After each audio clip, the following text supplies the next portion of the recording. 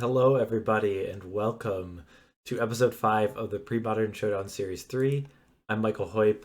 I am joined tonight, as always, by Flint Espel. Say hi, Flint. Hi, everybody. Okay, we are looking at our Tuesday schedule. We have two matches tonight. Our first one will be between Ron Taylor and Aaron Dix. And then later tonight, we will see Ben Pelcyger up against Jared Doucette. So is there anything you're looking forward to out of these four players or these two matches? I want to see Replenish. I Uh, want to see Replenish. Okay, I think you're probably not the only one. Uh, there's just certain decks I think that everyone likes. So uh, let's go over to the ban screen of these players and see what decks are available to them and which ones are banned. So the three decks that run has Suicide Black, Replenish, as Flint wants to see, and then Prison Replenish. Oath. The Prison Oath deck is banned for Ron, so he will not be bringing that tonight. Aaron Dix has Survival Elves, Sly, and Esper Stiflenought. Uh, the Sly deck is banned. So, do you have a quick prediction, Flint, of which decks each player will bring? Ron's going to play Replenish, and Aaron's going to play Esper Stiflenought. Okay, well, let's go check and see how Flint does. So we'll move over to the deck. Uh, Ron is playing Replenish tonight. So Heyo! do you want to talk about this deck for those that maybe aren't sure what's going on? There's little blips of red and green in this predominantly blue-white deck. What's going on? Excuse me. Don't mind if I do. So classic deck. If you followed old extended, Ron's looking to put cards in the graveyard super fast with careful study and frantic search and attunement. And then he's going to cast a Replenish to get back his lovely enchantments. The kill here is Sapling Burst plus Pandemonium to remove the different counters and deal 21 damage. But he can also do things with Opalescence, like turn the enchantments themselves into creatures, which is an interaction with Pandemonium. Um, and he has the Parallax Tides, of course, to nuke lands, the Parallax Waves to nuke creatures. There are all kinds of nifty interactions you can do when you have Opalescence and a Parallax Wave in play. It can be a really fast combo deck. It can grind a little bit too in control matchups. It's just a very nostalgic deck. Absolute GP, you're right. The Panda Burst is what that combination is also known as, Pandemonium plus Saproline Burst. The original Panda Burst list is a little different than this, but regardless, exciting deck, super nostalgic, and I'm glad to see it being played tonight. Yeah. All right, so Flint's 1 for 1 on guessing the decks. So now we'll All right, I reveal retire. what Aaron is playing. He is playing Esper Stiflenought. So All right, I rescind my retirement. 2 for 2. there All we right. go. All right, so what this deck is trying to do, it's trying to assemble a combo of Phyrexian Dreadnought as part A, and then either Stifle or Vision Charm as part B. It has Enlightened Tutor to help find that part A and the Dreadnought. Also has some toolbox cards like Winter Orb or Seal Cleansing that I can get with that Enlightened Tutor. But the rest of the deck is filled out with Disruption or preventative measures. So things like Duress or Meddling Mage, and then Daze. And what Aaron has is 4 copies of Mana Leak, which I think traditionally has been important in that spot. So going a more reactive plan as to just trying to sift through your deck. So it'll be interesting to see because I think this actually is a matchup where Mana Leak I think is better than important. So because Ron is so focused on casting that one Replenish. So this deck typically in game ones it does pretty well because if your deck is not prepared to face a 12/12 Trampler on potentially turn 1, thanks to Lotus Petal, it can close out a game pretty quickly. And then it also has just ways of, like, a card like Meddling Mage could be really problematic because if your deck is really focused on doing one thing, kind of like what Ron is doing, that he might have to spend a lot of resources to get rid of that Meddling Mage. So let's jump over to the key cards and have a quick prediction of what we think the matchup's going to look like. So lots of white cards on our screen. What the first card I think is pretty important for Ron's perspective is the Abeyance. So this 2 mana instant can kind of break up the combo with the Dreadnought. So if Aaron is casting Phyrexian Dreadnought, Ron is able to answer with Abeyance, and that would prevent Aaron from casting the Vision Charm or Stifle, and then the Dreadnought would die. So there's 2 copies of this in the main, and there's 2 in the sideboard. So I think Ron is really looking to have an advance as a piece of early interaction, and it's something that Aaron has to be conscious of when he goes to combo off. The other card is kind of a similar vein in Parallax Wave. Is this card is already in because of the combination with Opalescence, but it does a good job of answering a resolved Phyrexian Dreadnought. Well, it does cost 4 mana. There are a number of soul lands in Ron's deck, so it could come down on turn 3. But it is a way, like, if it's in play, Aaron is going to really have to respect it and either wait it out, which is quite a lot of turns if you're talking about this matchup, or get rid of it. So if he's able to sneak in a Parallax Wave, it could be pretty problematic for Aaron. There are 2 waves in the main and then also 2 in the sideboard as well.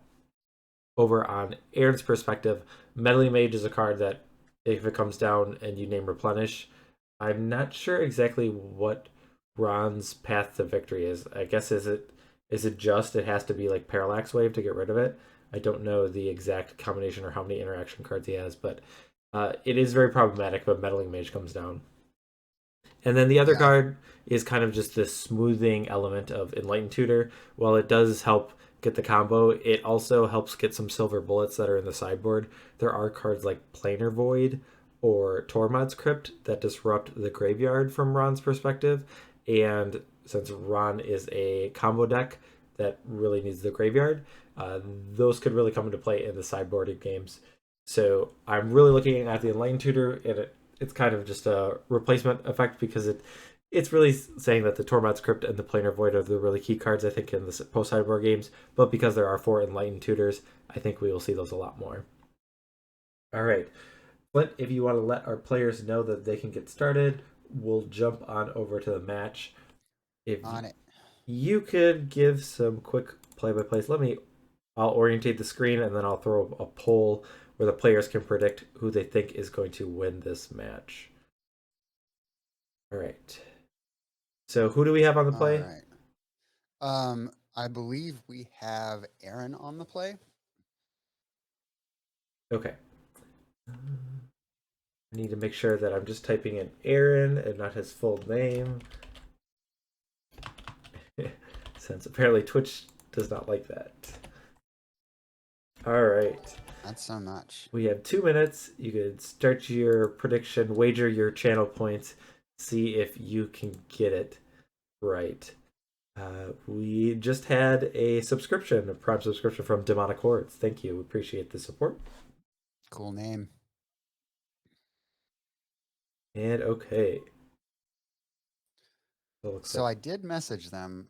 They may not have seen it. Well, it'll work out, I think. This will be the benefit of me forgetting to always throw up the prediction, that because usually by the time we're already like 2 or 3 turns in, and we've had a couple instances where there's a huge advantage of one player. So looks like the players are about to start. Do you think one of the players has an advantage in the pre-sideboarded games? I think it just comes down to speed. I think whoever draws better is probably going to win this. Well, Lotus Petal is pretty good on a lot of the fast starts, but it looks like, it looks like Aaron has passed the turn. So no first turn Dreadnought for Aaron. He will pass the turn to Ron, where Ron is fetching right away. So he'll go to 19. I'm presumably casting a Careful Study if he's fetching right away. Yep. So the Careful Study is some of the elements. There's Careful Studies, and then attunements and frantic searches. Those are the ways that Ron gets cards into the graveyard. It also can obviously help him find cards like Replenish if he doesn't have them in his opener. So it does double duty of digging, but then also discarding the cards is something that he's looking to do. And I see an Opalescence, and I don't know what the other card. I think it's an island. Yeah, okay. It's an island. Urza Saga.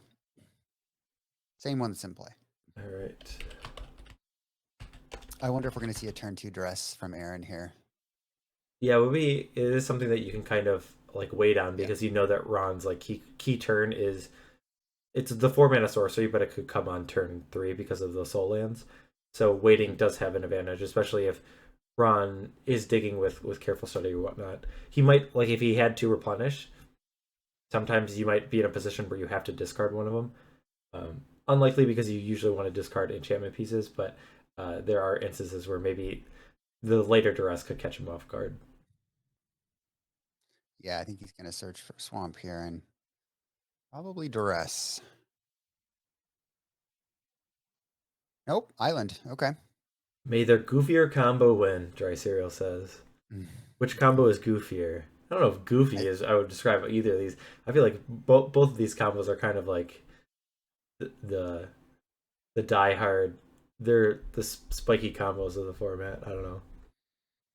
I think that the Stiflenought absolutely is. Oh, okay. Here we go. Well, he doesn't have to fear abeyance because if Ron doesn't have the 2 mana up, so he has the stifle that will leave the dreadnought in play. So from this position, Ron doesn't have, because he landed on island, so he can't go plains, and then soul land. So for the 2 copies of Parallax Wave, he can. I think his goal is just to get a replenish, and I mean, so Aaron has cards like Daze, Duress, and Mana Leak that can all interact with that plan of casting a replenish in 2 turns. Because I don't really see a reasonable path to victory otherwise. Yeah, interesting. He discards a factor fiction and a planes with his careful study, so not great. 2-turn clock here. Yeah, and I can't think of like any of the enchantments that he would want to cast in his hand that he would need to like prior to going off because he's under so much pressure. Does he have main deck slow cleansing? I don't think he does. I don't see one. All right, we see Meddling Mage, and I think this is going to be lights out for Ron. But, oh, look at that. Aaron, what a gentleman. Oh, there's a seal. Letting us know what it's naming. I mean, I will have to anticipate that if Aaron is naming this game 1, that there is one in his deck list. So I don't see one in the list. Interesting. I guess that maybe Aaron should have done his homework a little bit better, or we're missing something from the deck list. Maybe. But we do see a soul land on a Ron. So if there's no days here, oh, there's a frantic search. Okay, this is interesting because now he's playing around days actually, because he had the 1 mana floating. So even if there was a days here, he'd be able to pay and then untap the 3 lands and be able to go again. So really cool situation where maybe Aaron was thinking that he was covered with the days and didn't name something like replenish because he's like, well, I have replenish covered, and Ron has found a way around that. So Ron's down to 3 here. Mm-hmm. Are we going to see another frantic search then replenish? Well, so he discarded a pandemonium, and so he hasn't. And, he does not have like a City of Traders. Oh, so how many enchantments does he have? Because he just has an opalescence. So he's only going to deal 8 right now, if he just cast replenish. Because the opalescence would have all the creatures, the enchantments be creatures. Hold on, he's going to 1. Yep. Floating. Is this a 3rd frantic search? Oh wow, this is the most frantic of searches. Yes, I'll bring up this art because this is probably exactly what Ron looks like right now, right? Yeah. Ron is usually pretty cool, calm, and collected, but I like to pretend that he's resembling the card art here. All right, this would be pretty exciting, and I would think if Ron ends up winning this game, it's kind of him stealing it. Like I think that Meddling Mage, if it names a different card, it is a lot harder for Ron to win. So he discards an attunement and a land, I think. So he's going to careful study. So now he needs, well. So yeah. So there's another opalescence. Okay, so he can win if Aaron doesn't have a daze. Well, where's he getting the? There's the 4th man. Okay. Yeah. I think it's game. All right. Well, it looks like there was no daze. 4, 8. So yeah, the key piece here. Other creatures, right? So it's 7, 8, 9, 10, 11, 12. Okay. Yeah. That's game. 1, 2, 3, 4, 16, 17, 18, 19. And Aaron's at 19. It's Oh, exactsies. well, I guess I missed Wow. the life point from the fetch. So Yeah, yeah, that was that is game. the fireworks go off, and Ron is able to. It feels like Wow. he stole that game. I mean, that was 3 pretty frantic impressive. searches and a careful study. Yes. So Ron is able to take that game. Let's jump over to our sideboards. I did kind of mention that I think there are some powerful bullets that Aaron is able to bring in that could be problematic for Ron. Ron does have interaction cards like Seal Cleansing. So, is there a Seal Cleansing in the main deck? I don't see one. I didn't see one in our list, and I don't see one in the visual here. It's Okay, in the sideboard. very interesting. Okay, so I have to imagine that Ron is bringing in 2 Abeyance. The Seal Cleansing, I think, would come in. Yeah. And I I mean, unless just like the parallax waves are just like too slow, I think they would come in. But I like them because they're good against Dreadnought, but they're also good against Meddling Mage. okay, And given that he's running Soul Lands, he could cast one on turn 3 to set up, to stop a Dreadnought and or to stop a Mage to set up a combo. But that's 5 cards. What 5 do you take out? You just take out the Tides, Parallax Tides? yeah, they don't seem the greatest in this matchup. I mean, I don't know if you like Excuse me. if you go more on like the Opalescence Parallax Wave, if you can take out some of the Sapling Bursts. I don't know, because if you have your Opalescence to make things creatures, you don't need the Sapling Burst per se. But yeah, I guess Parallax Tide is kind of clunky, and Aaron operates on pretty low Very mana. low mana. Though, if you kind of say like if you're able to sneak that out on turn 2 or on turn 3, it's going to buy you some time against the Dreadnought player Absolutely. if they don't have a Dreadnought in play. So I don't know. It'll be interesting to see how Ron boards, but I can definitely see those coming out. All right, looking Yeah, at Aaron's lists.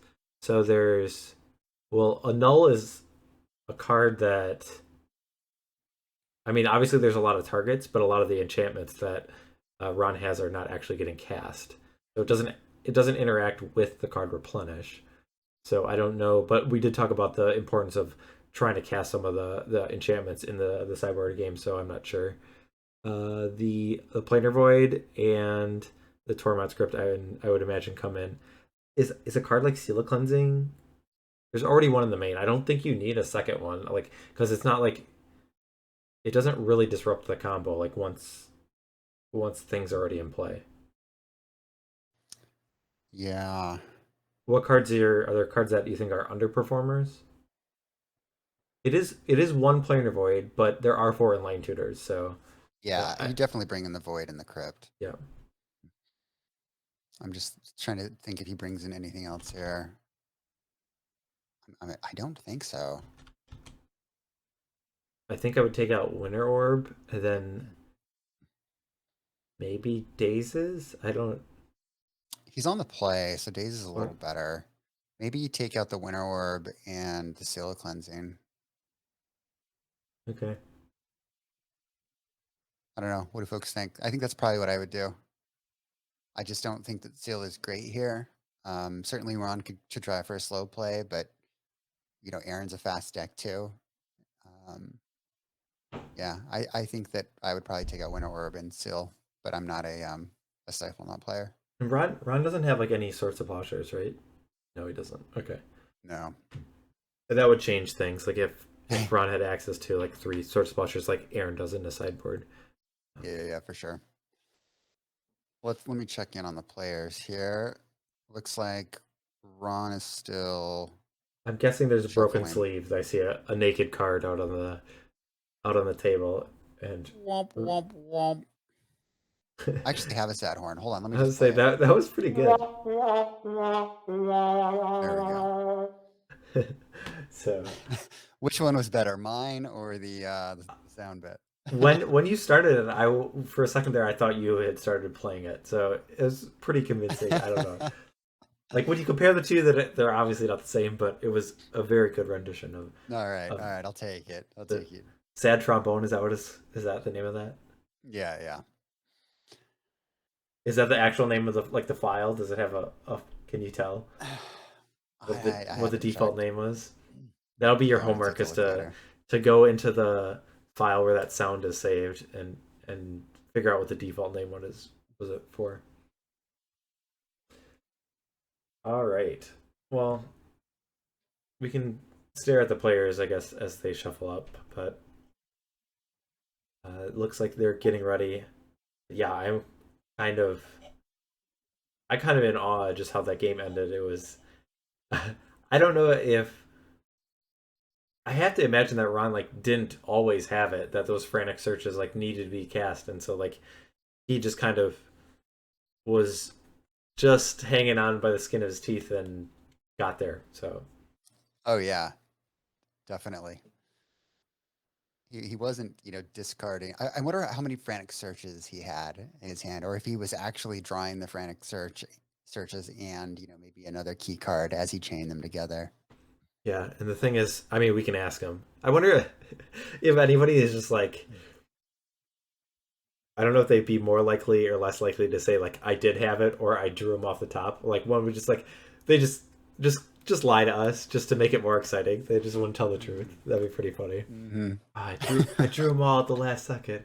I just I couldn't find what I needed, but I got another frantic search. So there was a little more hope. All right, we see things kicked off. A Pluto Delta was correct for Aaron, and then he leads with Duress. So we see Plains, Island, Attica Wastes, two Parallax Waves, a Careful Study, and a Sapling Burst. So one Parallax Wave is taken. That's interesting to me. Does that mean that there's another Duress? Or is he just looking to counter the second one? Yeah, I don't know. I mean, I think Careful Study is the card that I would take here. It also could be a situation. Well, I was just say that he's like baiting him into like discarding stuff, and then has Tormod script. But Maybe. I could see that happening.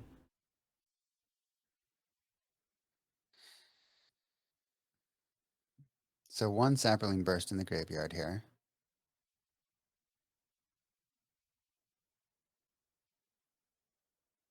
And that is kind of one cool thing about the Replenish combo is because you do have cards like Attunement and Frantic Search, you don't need to put all your cards in the graveyard right away. You can kind of do it when you're comboing off. Though that's Mm-hmm. not as like doesn't interact as well against a card like that Torment Script that always sits in play. Um, but I guess you could wait to like find an answer and then kind of discard the stuff. So we do see Planar Void in play. So that doesn't remove anything that already has been to the graveyard, but now Exactly. things that will hit the graveyard instead will be removed. I'm just so excited to see Planar Void right now. I love that card. It's so nostalgic for me. I played it in Extended back in the day. I don't know. I haven't seen anyone play Planar Void in Premodern in all of my matches. I don't know about you. I have actually played it a long time ago, so it was Okay. would have been the beginning of 2020. I was playing the Blue Black Storm deck after Yawgmoth's Bargain got banned, and I was really afraid of people playing um, Gaia's Blessing, and so I actually had Mm. one in the main deck as an answer, so I didn't just lose to those decks. Meanwhile, just some updates. Ooh, we got everything coming in. We got a Prime subscription from Goat314, and then we have a follow from Tongzi23, and then I also missed a follow from Sir Matthew. So thank you, everyone. All right. So in the match, we see there's a lot of lands. Has it just been a bunch of draw goes? I was looking at other things. Yeah, it's been a lot of Draco.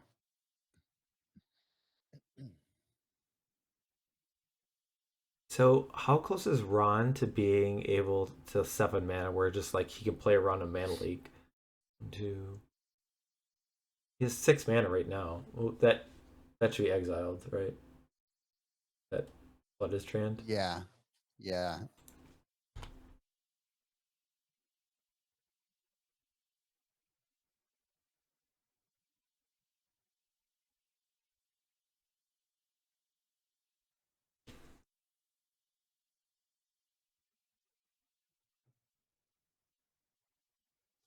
All right, so Ron is taking a couple damage as he taps his Ancient Tomb.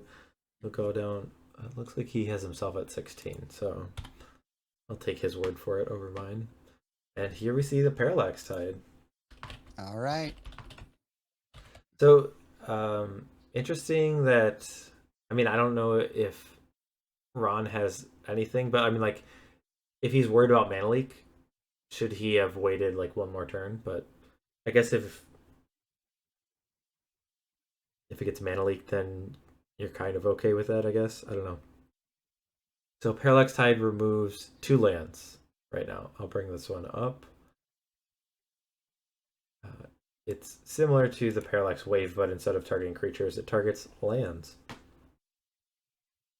So, fading 5. To be, I mean, I guess it doesn't really change, but I always found it interesting that you could activate this ability as an instant. It seems like something I know. that it should only be like a sorcery speed, like the black one does. That's cards in hand, right? Yes. Yeah. So I'm trying to think what it's called. Parallax. I'm sure someone in chat knows. I What's don't- the black parallax card? Nexus, I believe. Yes, Parallax Nexus. Cool. There it is. All right. All right, so we did see Ron play another tomb, and it looks like he's going to run out. An opalescence. Yeah. So I mean, I guess we didn't talk about the other aspect of like of Ron just having this potential beatdown plan. And I don't know how often it comes up, like, because I'm sure Ron has faced cards like Tormod's Crypt, maybe not particular Planar Void, but I don't think that the game is dynamically different when you're playing against Planar Void as compared to Tormod's Crypt.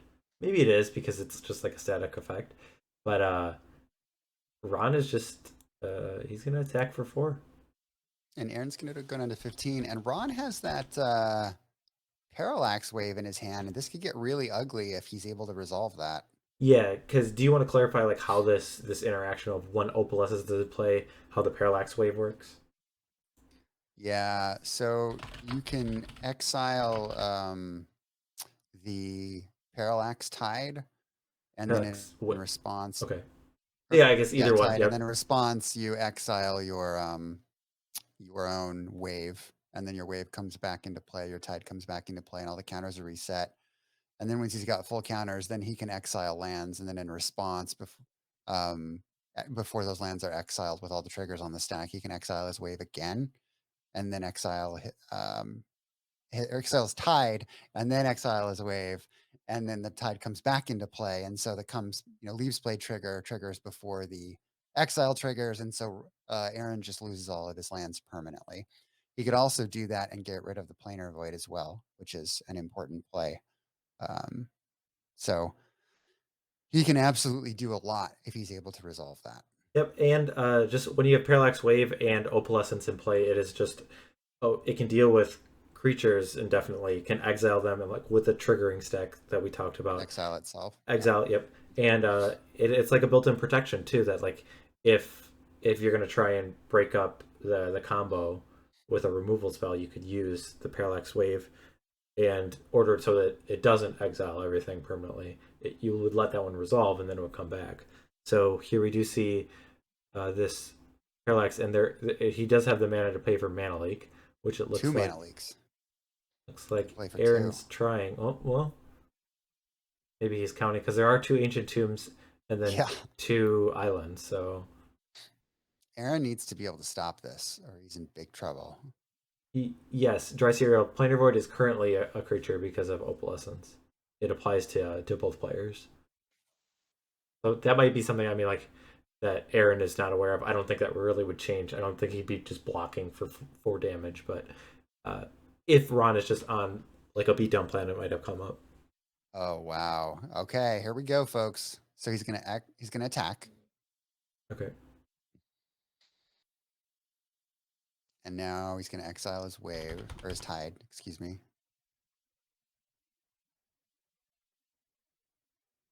Okay. So yep. Now he's gonna exile his wave. Actually, he's probably gonna exile the planar void first. That's what he should do. Okay, he's targeting the wave. And then okay, so he's just resetting right now. Aaron could stifle the. Can he stifle the fading trigger to get 5 counters? No, that is not It something just that enters. that's It not enters with, right? You're right. Yeah, it's not a trigger. Okay. Yeah. That makes sense. That would make more sense. He could Okay. trigger the like leaves play effect though. When it leaves play, each player returns all cards. That is something he could stifle. Yeah. But he didn't do that before, so it is not apparent that he has it. Yeah, yeah. The comical flop at this point, planar void does not matter. Over. Yeah, like all of Aaron's lands are going to be able to be exiled, and all his creatures can be exiled. So I think Ron will be taking this one. And he can exile his planar void too. I'm surprised he hasn't done it yet.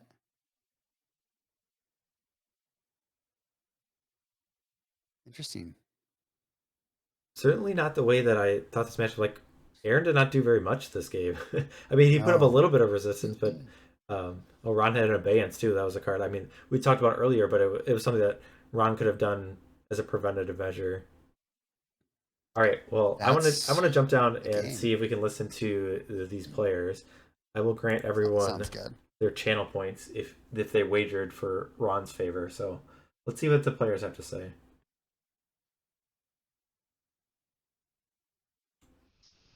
I got you guys unmuted. All right, I just unmuted you guys. So if you guys are talking about anything, go ahead, talk away. I was just gonna say that not naming Replenish in game 1 is gonna haunt my dreams. That's one of those that I will remember forever. But you just absolutely handled me the second game, so I don't feel as bad about it now. I also pointed out to Aaron to make him feel even worse. Yeah.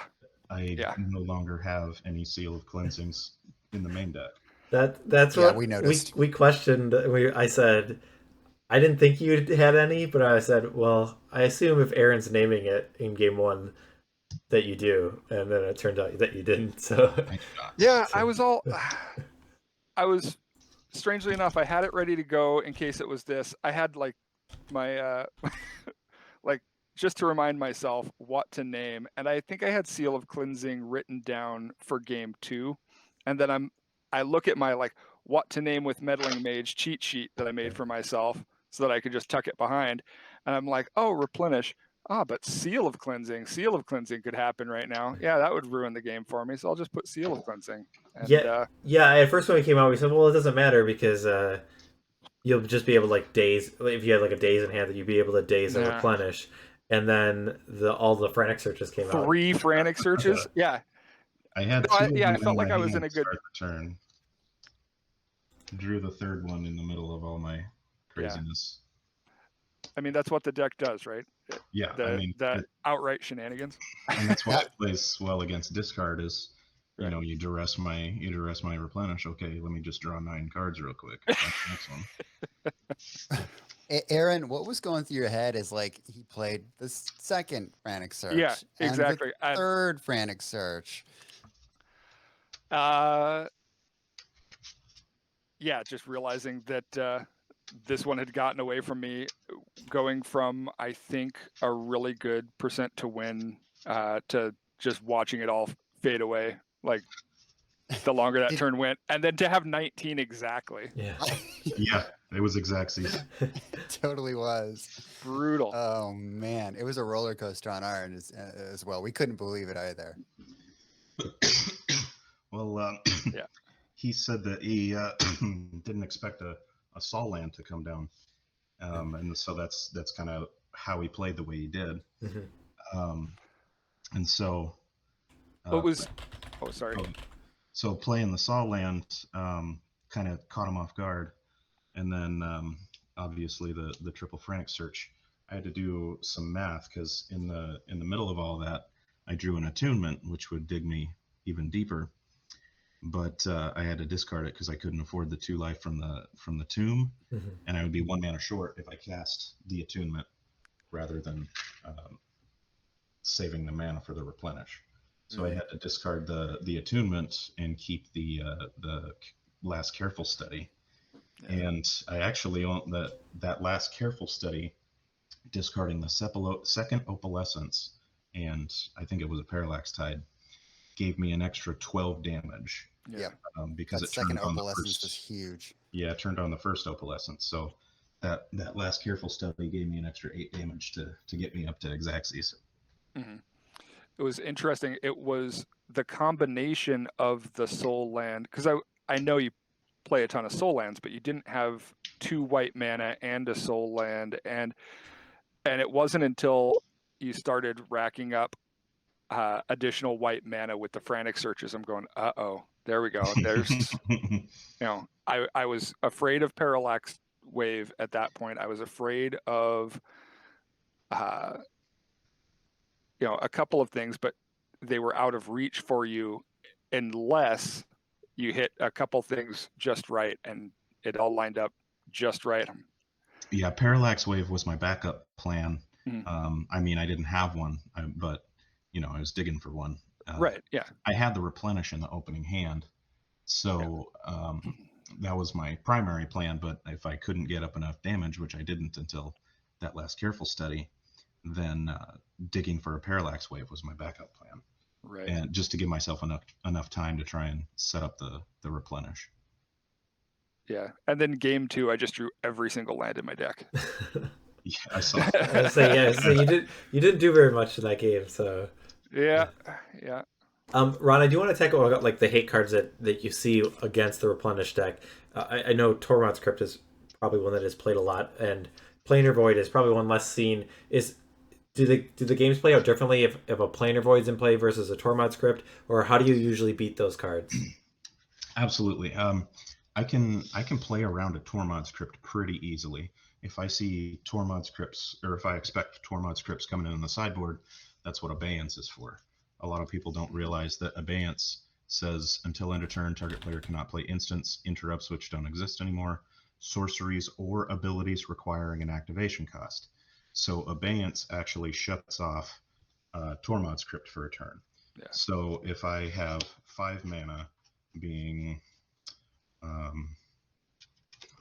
Ancient Tomb, Plains, Island, whatever, doesn't matter, I can go 2 mana, Abeyance you, you're no longer able to activate spells or ability, or you're no longer able to activate Tormod's Crypt. Preferably I have an attunement in play from the turn before, and then I use my 3 mana to cast a Frantic Search to untap 4 mana and cast my Replenish.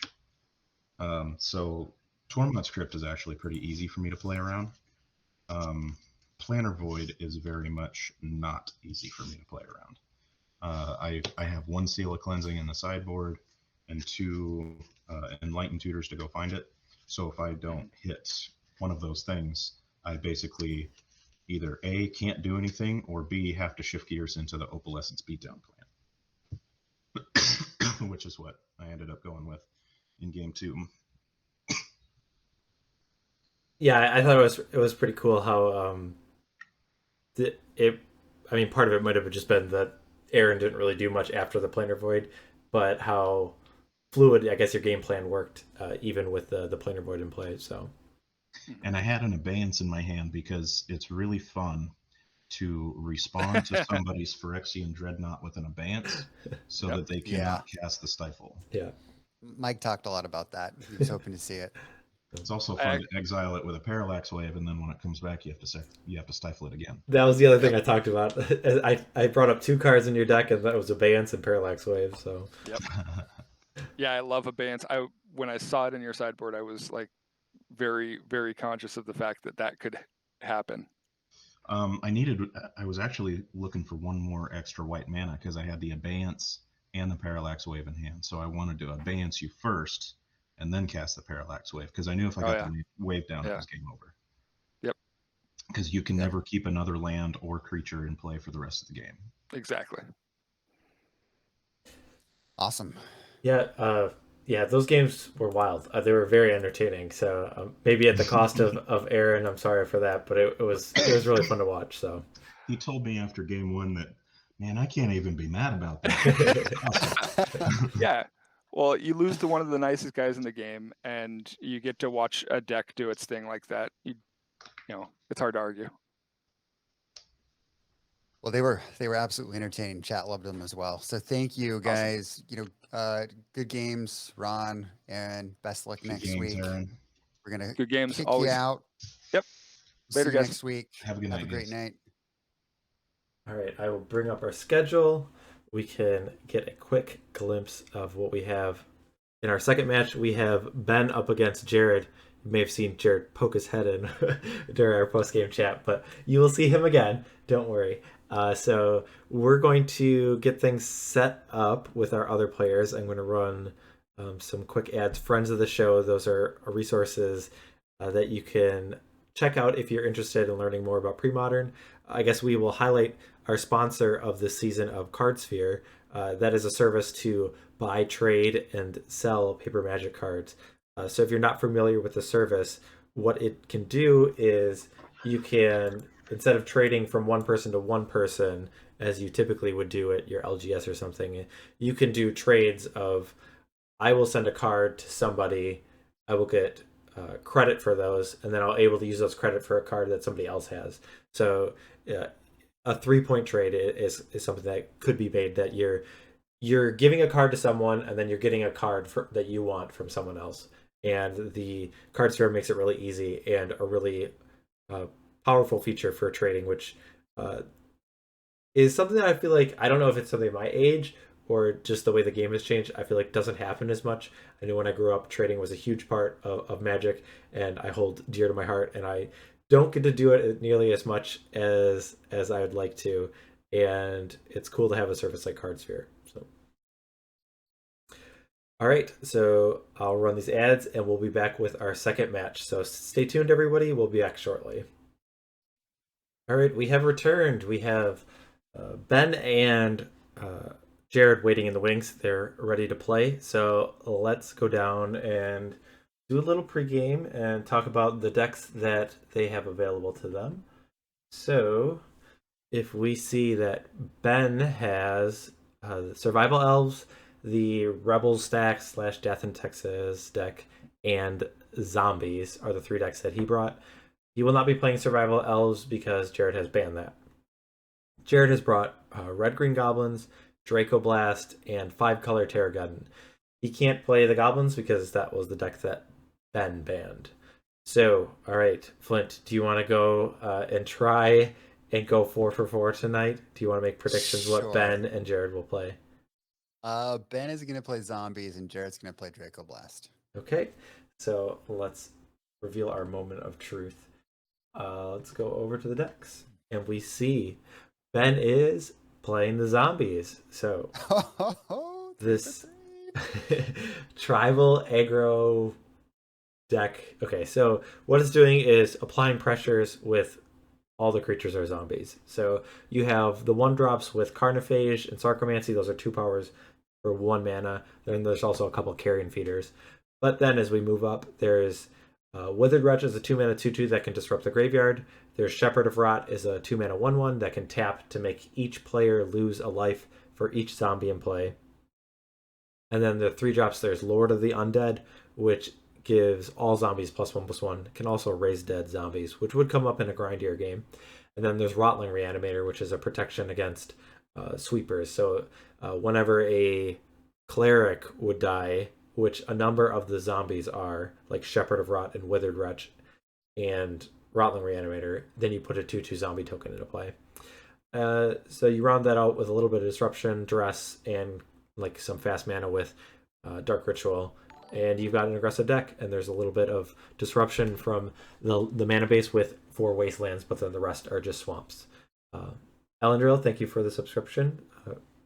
Resubscribed for 4 months. Thanks, Mike. All right, and now we will go over to see what Jared's playing. You ready, Flint? Fingers crossed. Fingers crossed. It is 5-color Terrageddon. Oh. All right, still a magnificent batting average for tonight, Flint. But all right. Do you want to talk about this deck?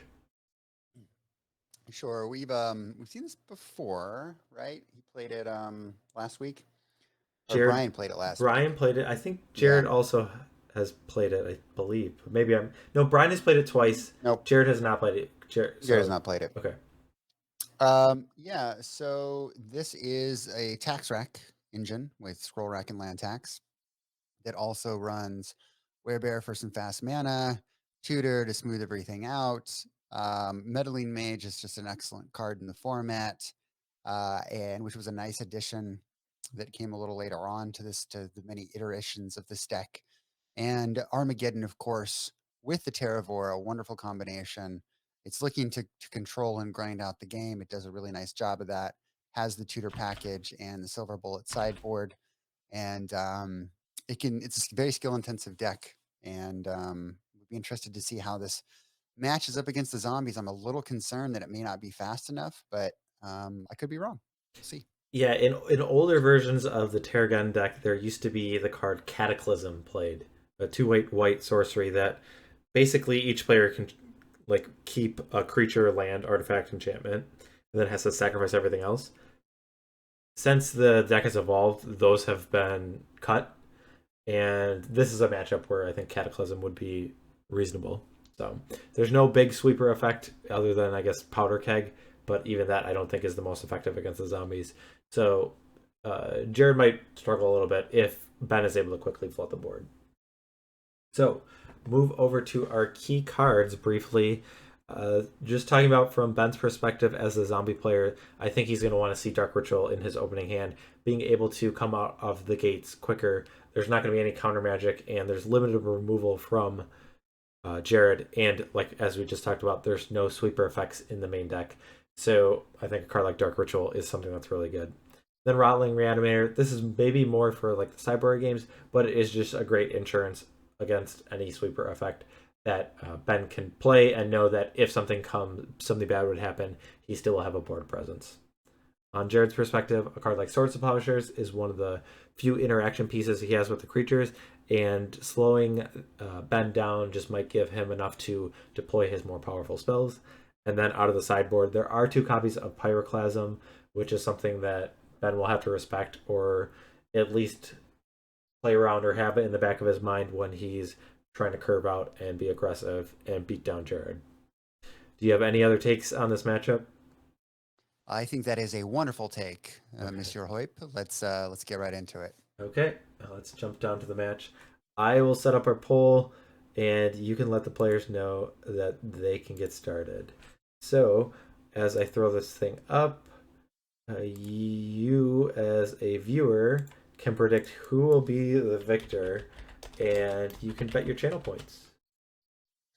And Ben is on the play, if that influences anybody's decision here. Certainly is a good tiebreaker, I guess, if you weren't sure. All right, the poll is up. All right. Here we go. So Jared's keep it 7. I don't see a card on the table for Ben, so no mulligans. We see a lovely Ice Age Swamp here from Ben, and Dark Ritual? No, a Duress. All right, going to take that sweet, sweet land tax. All right, I want to ask, so Absolute GP says, we have a zombies player at my LGS. I want to know from the people in the chat, how many of you guys have been playing Premodern at your LGS now that a little more activity has been taking place there? Is it something that you found other players are doing, or those the fanatics that we have, are you trying to spread the word and bringing a gauntlet of decks and then trying to get people to play with your decks? What has been your LGS experience with Premodern? That's a really good question. Speaking of good questions, what do you take? You take the Mox Diamond or the land tax here, Mike? I think I take the land tax. Okay. Just because the Mox Diamond, okay. I was just going to say that the Mox Diamond does help with the curve, but I don't know. just don't like playing against land attacks, and the idea of someone drawing 3 cards even if they're all lands kind of gets to me, and we'll see. Mhm. I'm not too worried about him like powering out a card like Meddling Mage that much, since your pieces are all pretty redundant.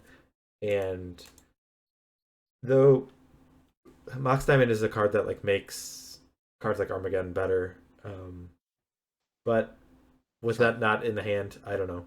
So my gut was land tax, but I can see taking the Mox Diamond as well.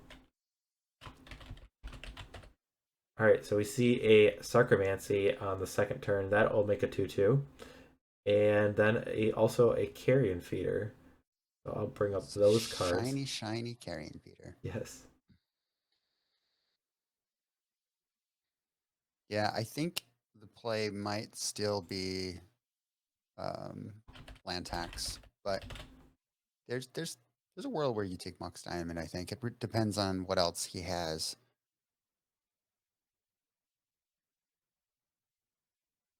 I think if that were a Dark Ritual and one of the mana was spent for a Duress and there was potentially a creature to follow it up on the first turn, then taking Mox Diamond gets a little bit better. But we'll see how it plays out. All right, so we see the land tax gets Forest, Plains, and was it Island? Was that the other one that was good? Or did he only get 2? I don't know if hand size is a factor here. Oh, good question. I missed it. All right, so we got a Meddling Mage being cast. I'm looking at the chat. Ron was saying pre-COVID, I was able to organize a 16-player in Tampa. Phil, or MTG Banding, was saying pre-modern meetup in NYC was fun. We did get kicked out of our first location due to excessive spice. That wouldn't surprise me if Phil was involved. So, fair enough. Then Antaro CR said we are trying that people start to play pre-modern at my LGS. Most of the players are relatively new. Comical Flop says we're having a PM open, pre-modern open next weekend. Fingers crossed for a big audience. Okay. DYM Novikov says my LGS. What's pre-modern? So it sounds like there's actually some LGSs doing some stuff with pre-modern, which is pretty cool. So, did we get a confirmation of what was named with a Snuff out? Mage? All right. Is that the card like Jared's worried about the most? Because there's only, I think, like, are there 3 copies or 2? Let me check. I think he just wants that Meddling Mage to be able to block. Okay. Slow down Ben. I guess things are a lot scarier than when I was looking before. I need to update life totals. Are we still? Is this the first attack? 2 Snuff out. Okay. Yep. So Jared's down to 15. Okay. Yeah, the Lord of the Undead definitely makes the creatures a little more formidable. Pretty good. Is it like a foil Korean or Japanese? Or... I can't see the language, but it does look foil. Though I do see the shooting star. I was gonna say I didn't see the shooting star, but I can see it. Ben's plan is brains. I love that people are playing pre-modern at their LGS. Did I tell you, I went down to Channel Fireball pre-COVID pandemic and was playing modern and brought pre-modern decks and was trying to get people to play pre-modern in between rounds. And people were just like, what? What is that? What, old cards? Like dual lands? No dual lands. You know? Yeah. It was more than an uphill battle, let's just say. Yeah, I mean, I also had friends that like I knew had played during that era, and I thought it would be very fitting. And I think it's just when something is newer, like if you don't have any outside experience to it, like if you've never heard of it, and someone's like, "Oh, this is really cool." Sometimes there's some like, I don't know, if nobody else says that it's cool, then I don't know. But now I feel like there's been a little bit more exposure, and so I think there's been a number of people that have tried it that maybe they hadn't like 2 years ago. Sure. So we do see a second Meddling Mage naming Lord of the Undead And then Jared discards a land tax to hand size. So we'll see how explosive Ben can be this turn to really try to get some pressure.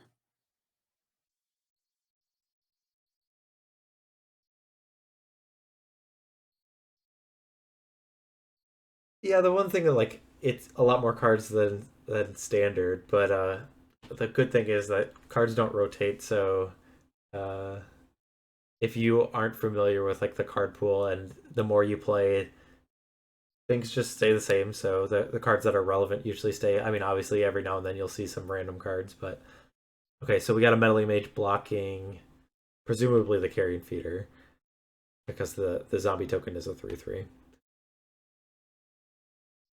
I don't know if that was the snuff out one or the Lord of the Undead one, but It looks like it was the snuff out. Well, actually, I can't tell. I think it was the snuff out.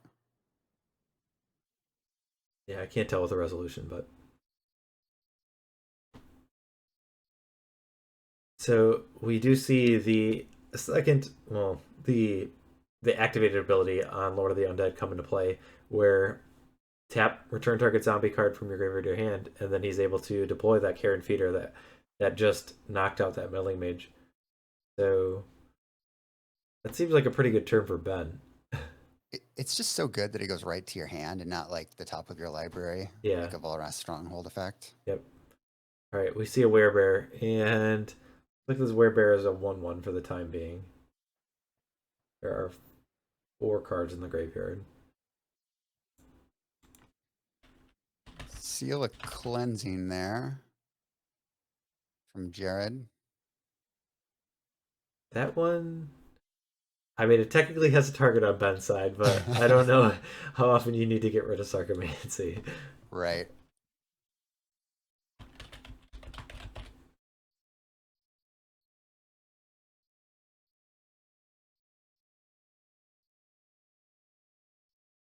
So, I mean, from this position, and we haven't even talked about cards like Shepherd of Rot or Jump on Polluter from this position, but Yeah, Polluter is so good. especially if, I mean, I guess Ben would need another black mana kind of to do that combo of the Lord of the Undead Gem Palm Polluter, but this is a very good synergy if your opponent isn't able to break it up and you have the luxury of doing it. Oof.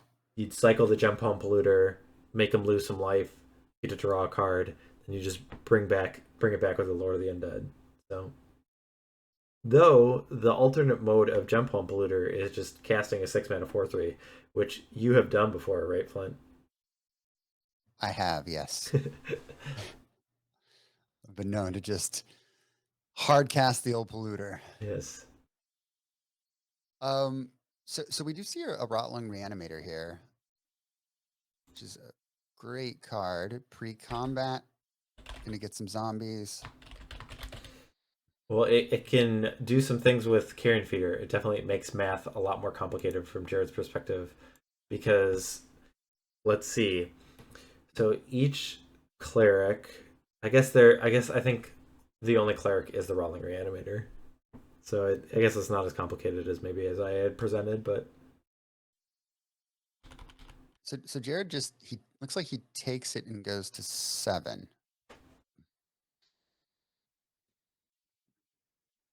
I mean, there's not really any profitable blocks from Jared's perspective, so I can understand that. But I don't know when things are going to change. But I don't really know what he's supposed to do to get out of this position in game 1. Like a powder keg here, he's got the threats are diversified enough that if you did it for 1, then sure you get rid of Carrion Feeder. If you do it for 3, then the Carrion Feeder could just sack the 3s and become big, and so kind of troublesome.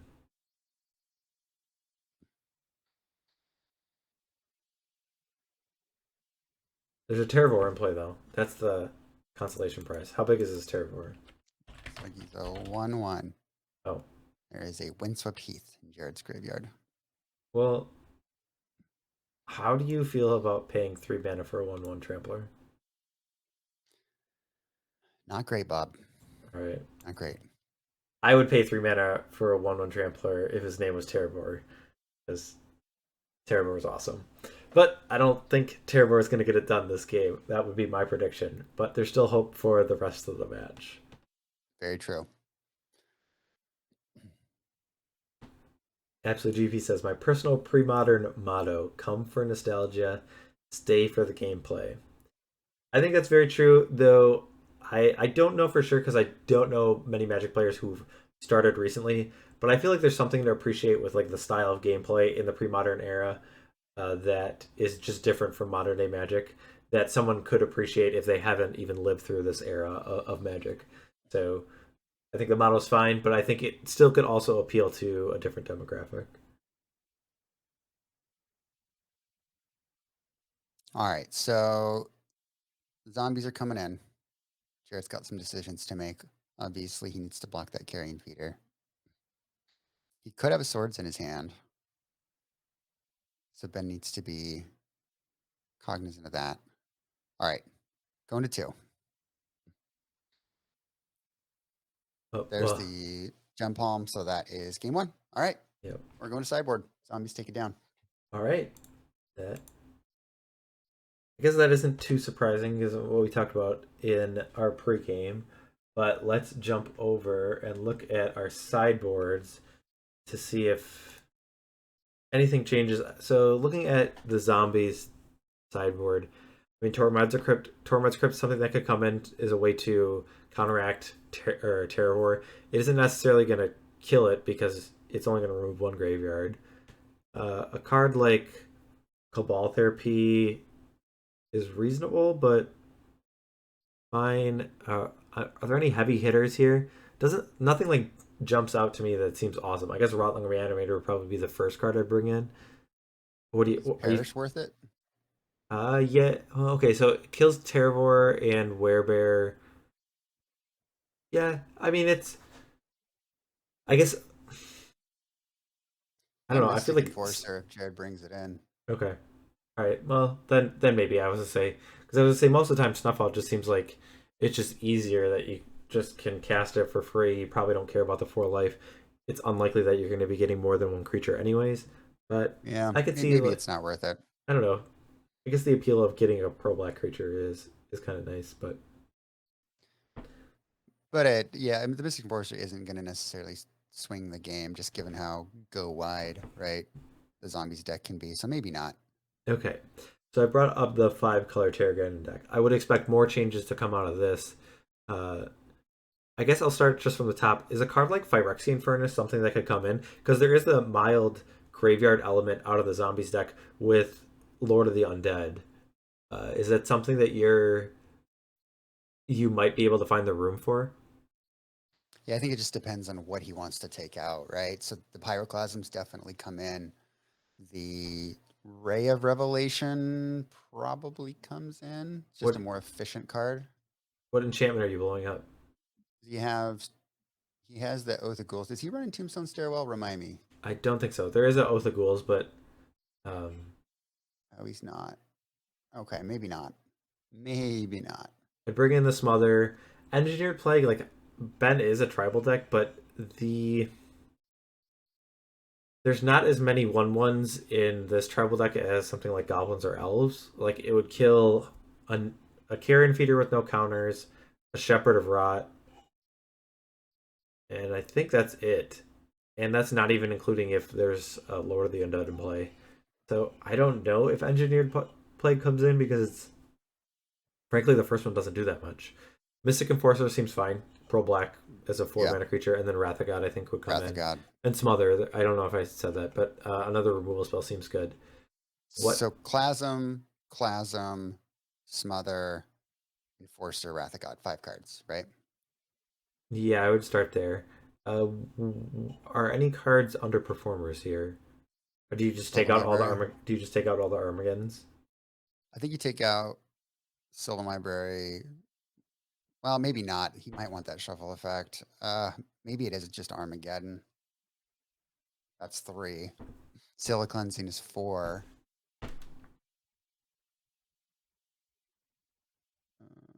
What's your 5th card? Winter Orb, I think.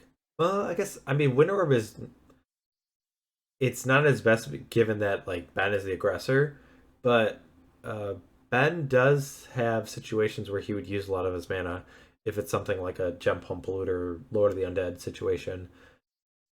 I don't know if I still think the Winter Orb is too optimistic. Like if you're in that position, I think you're losing anyways.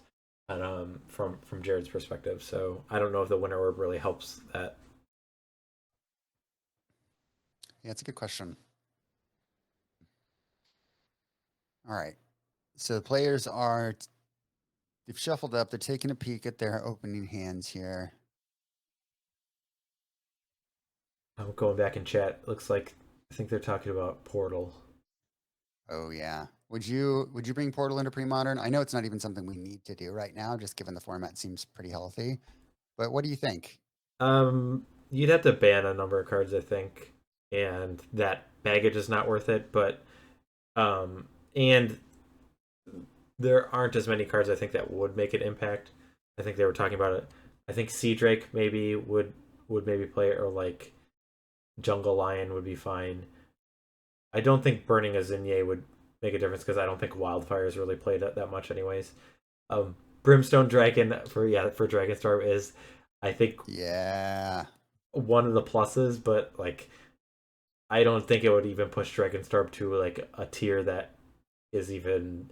I don't think it makes it really that good anyways. So Don't tell Mike Arnold that. yeah, well yeah, he was the one who made that comment. So Thunder Dragon, I love Thunder. Was Thunder Dragon in? I thought it was just in Starter like 1999 because that was So or, I was just going to say that players have started. Oh. Ben Mold to 6. Jared's on the play, and we see Mox Diamond, Werebear. I don't And know the Mox option to Diamond. bring the old one. So all right, let's bring up a different card. So the turn one Werebear.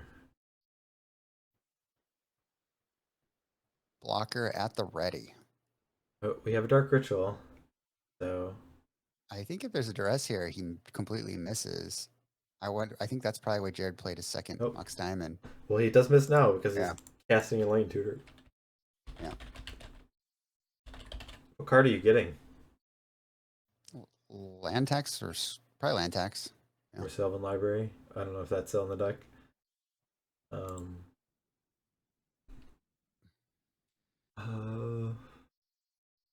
I don't know what else.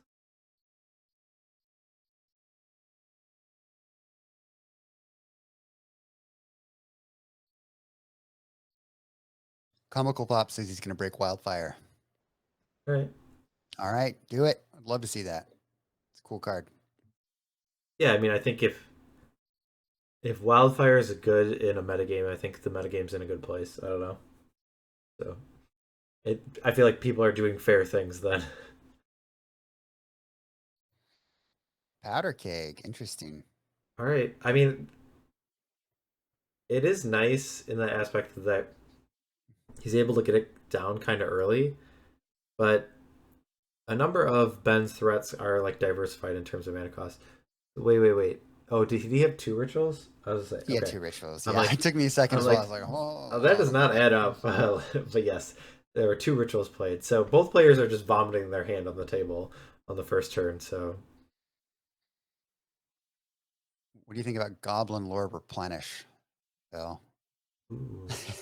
Goblin Lore is cool. I don't. It seems a little difficult to take advantage of, but it is an effect that is kind of neat. It gives an aspect that is not in red typically.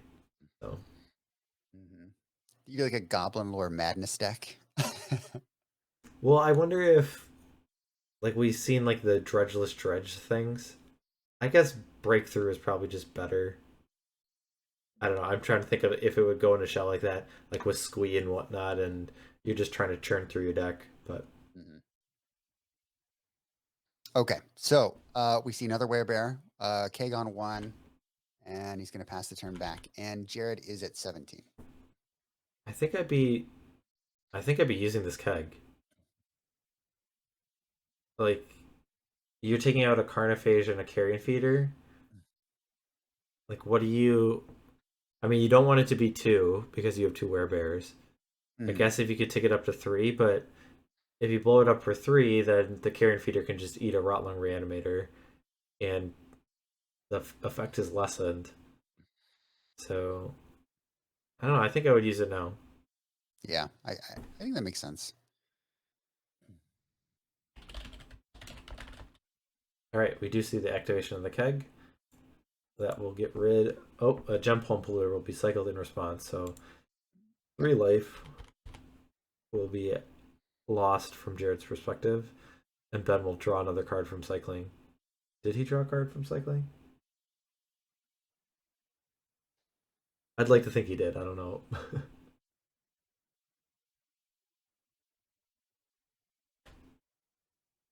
And then 2 more damage comes through from the Rotlung Reanimator.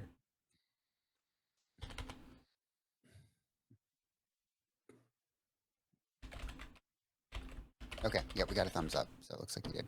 Okay.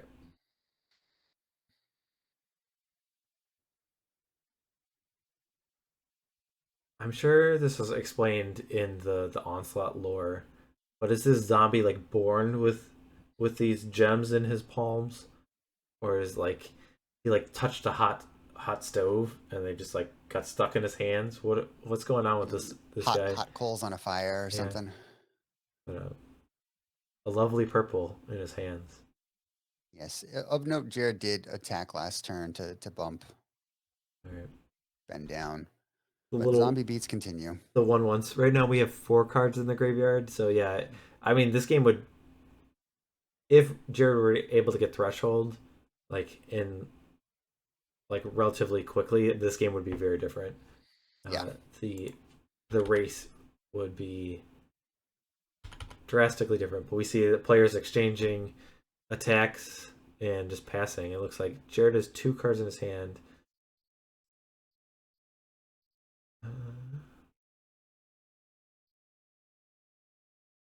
Bill said, look through Portal, ban the tutors, probably enable some more stompy strategies. I think Imperial Recruiter would have to be banned. I guess that's Portal 3 King. Yeah, that's a Portal set, so but I don't know. Maybe Imperial Recruiter Allurin is not too powerful, but Fair enough. Ooh, thanks for the lore, Skin Wimmel. Very cool. I do. So the lore of the Zamorari slowly twisting magic. Monsters get more monstrous through onslaught block. Wizards lose their mouths. Clerics turn to energy. I do remember that aspect. Yeah, I just didn't know the gem poems because I do remember Frontline Strategist. It was the morph fog guy. Mm-hmm. I just didn't have a mouth. So yeah, like in the Scourge set, you see a lot more creatures without mouths. They look more deformed. Mirari was a card from Odyssey, but the lore, the storyline, it was a key factor in the onslaught block. I think Kamal is chasing it the entire time. Mm-hmm. So Jared plays land and passes here. Plenty of open mana. Yeah, Phil's asking about the mana base for Allurin. I think they have City of Brass and Birds, and then Allurin I think would be enough to have it. But I'm not 100% sure. It's been a while since I looked at those lists.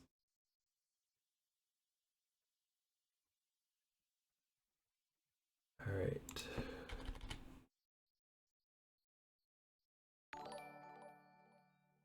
I Be True, that is Tom Metelsky. He's one of our competitors in the PSS, has just subscribed, so thank you, Tom. Thanks, Tom. So Ben trying to decide what he wants to do here. Does he want to attack? Oh, that sub was gifted by DYM Novikov, so thank Nice.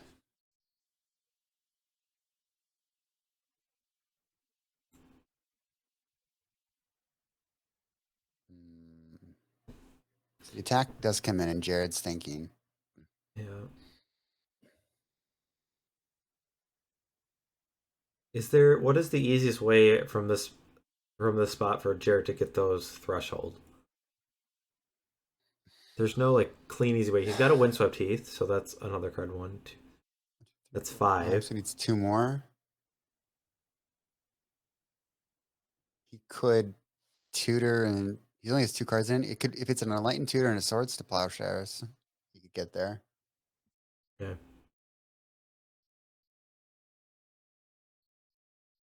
Looks like one is potentially a Swords, and he's debating whether or not he wants to do it.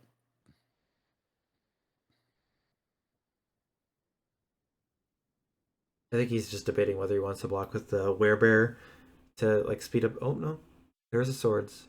So you just, yep, target the Carrion Feeder. It's sacked in response. I guess. I mean, maybe I would say gain the life is better than having that in the graveyard, but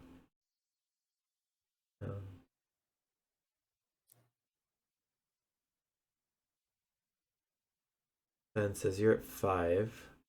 I guess what we're confirming.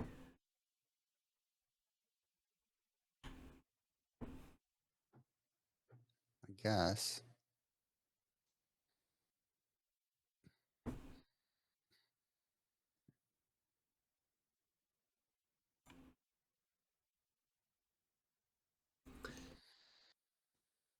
So Jared goes down to 4. He's going to use the Windswept Heath. So that is the 6th card in the graveyard, right? 1, 2, 3.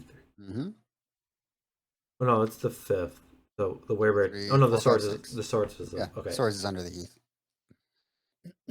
So yeah, I think Jared was trying to figure out if he threw away the Werebear, that would enable him to get Threshold.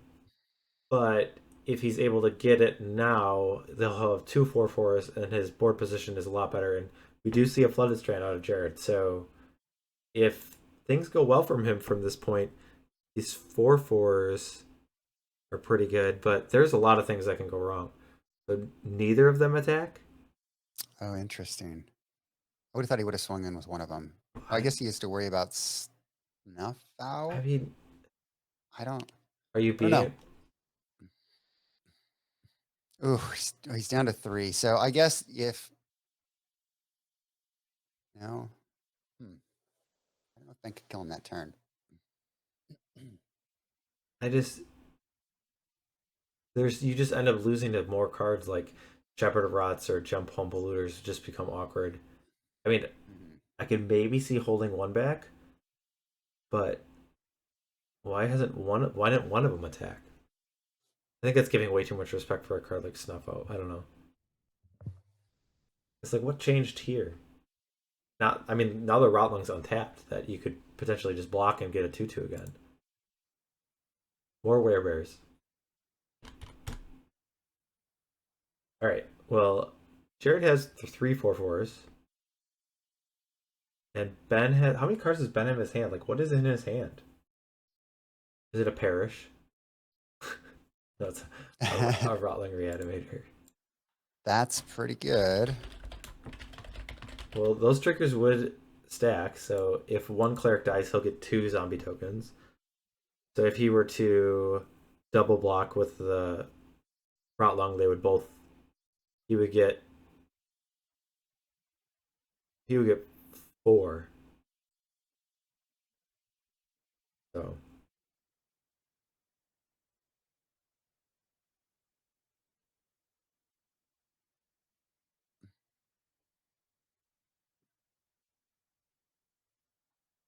All right. Looks like the players are sorting something out. 3 bears. That sounds like a fairy tale. Yeah.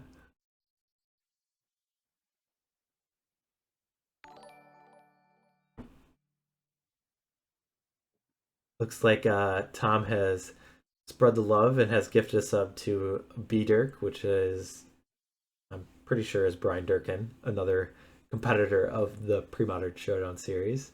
I'll thank you, Tom. Thanks, Tom.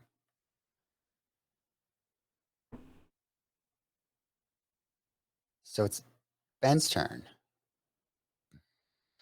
I mean, this is a tricky spot for Jared because if he attacks, then the board gets wider. Ooh, does this Enlightened Tutor get something? What? I'm trying to think.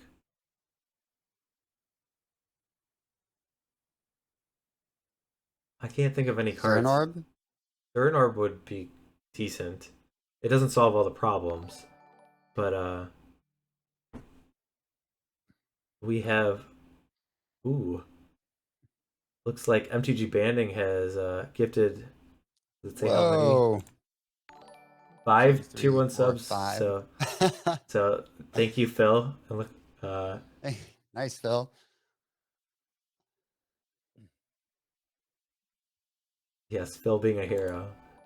So thank you very much. There's the Zerrin orb. Okay, yeah, I think that makes sense. It gives Jared a little bit of breathing room, but I'm still not seeing like what he's gonna do to get rid of all these Rotling Reanimators. It's because there's no, I guess like getting a big trampling Terravore is something that could happen, but that seems, I guess with the Zerrin Orb, it could be a little bit more threatening, but. So from this board position, if Jared attacked with stuff, could Ben block in any way? If he got 4 zombies, that's 8, or that's, yeah, that's 8 power. Yeah, Jared doesn't have enough life for that. Did he just play an Unholy Grotto? Is that the card? Yes, so that one is like a Volra Stronghold, but only for zombies.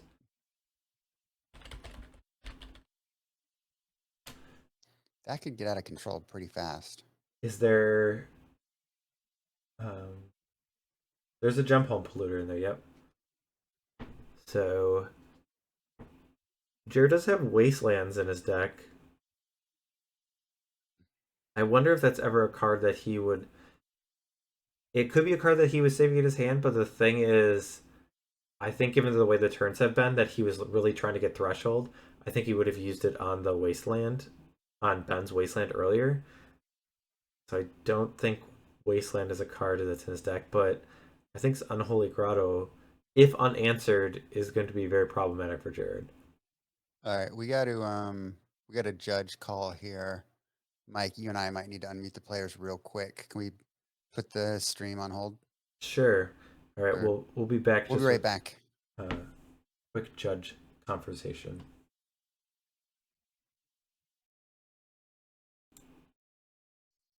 Okay, everyone, thanks for waiting. So first of all, there was a raid from 90s MTG. Thanks, everyone. Hope you guys didn't get too discouraged with my be right back screen. So the situation that we had is Ben had played an Unholy Grotto, and then it came to the attention that that card was not in the list, the deck list that Ben had submitted for the tournament. So apparently what happened is he thought he had an updated list that he sent as his deck list, the one that was entered and shown to the players, was a different list. So then the Unholy Grotto is not in his deck list. We are going to be playing the rest of this game with an Unholy Grotto as a swamp.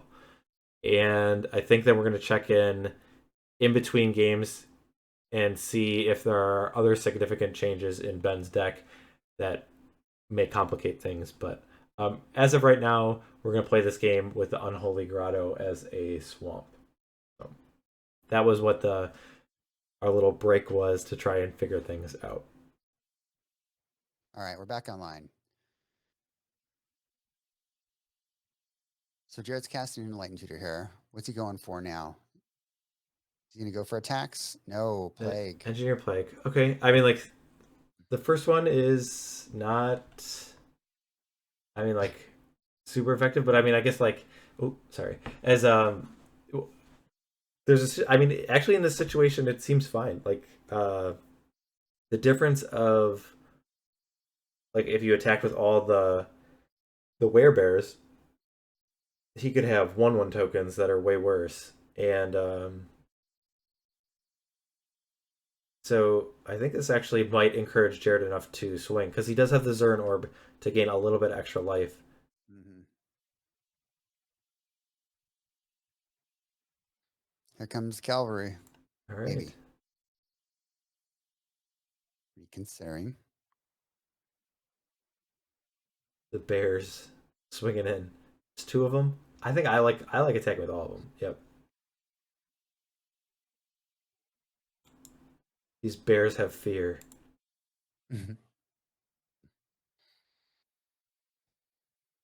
All right, no fear. All bears coming in. This is a force block.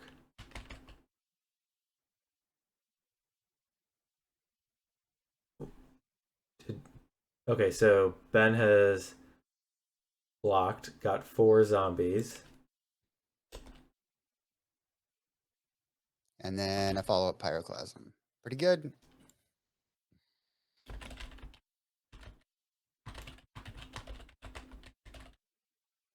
So with Ben at 7, the game has significantly changed. Runs out. Okay. Not over yet.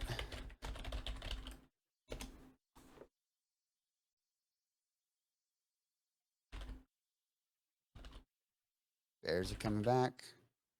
Right, so these zombies are just chump block, and as the bears get in, oh, I am way behind on the life totals.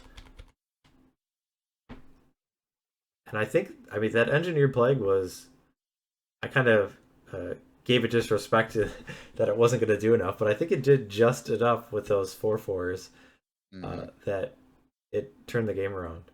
I mean, I think it's possible that he didn't need it, but it would have been much, much closer and a lot more difficult. All right, so now are we? Sure.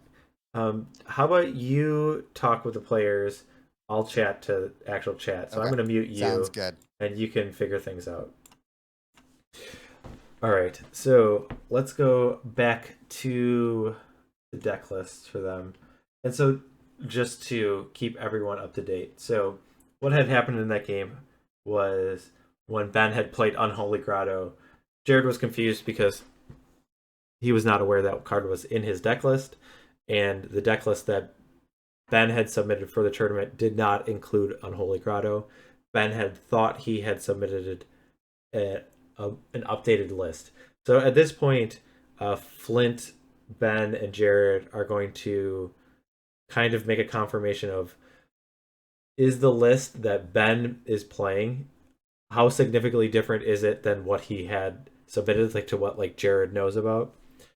And if there are any significant changes, how we're going to adjust for those.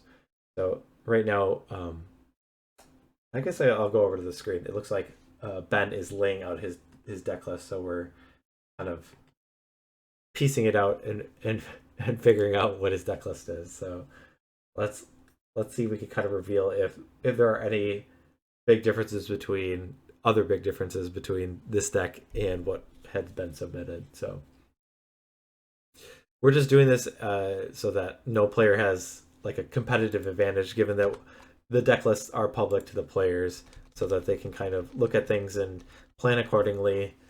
And we're just trying to keep everything at a fair competitive level, an even playing field.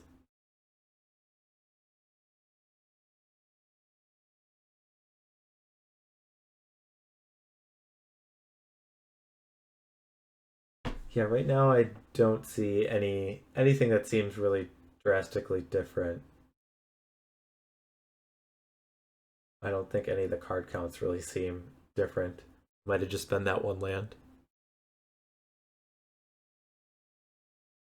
Magic Mormon, there is not anything like at stake. We have not like announced like a cash prize or anything. It's just I think we are just trying to make everything as honest as we can from this position. We don't want people misleading everyone. I know I think it was in the Premodern Showdown Series 1, a similar thing happened, that a Cunning Wish target was fetched when it wasn't actually in the list. So yeah, we're just playing for glory. So oh yeah, that's what Ron was saying. Imagine Cunning Wish for a Teferi's Response that isn't registered in your sideboard. So yeah, that was something that happened. I've got to. Oh, I think they're still chatting. So let's just confirming with the players that we have deck lists. And it looks like Flint is giving a decision, so I'll bring him back in. All right, Flint. Oh, sure. Yeah. Oh, no, I jumped the gun. I was just saying, I'm ready. Are you done talking with the players? 2 Cabal Therapy. Nope, no, he's not. You might still have me muted. So, oh, we're looking at sideboard differences. So, I don't know if Null Rod was something that was in his list. Oh, yes, it was. All right.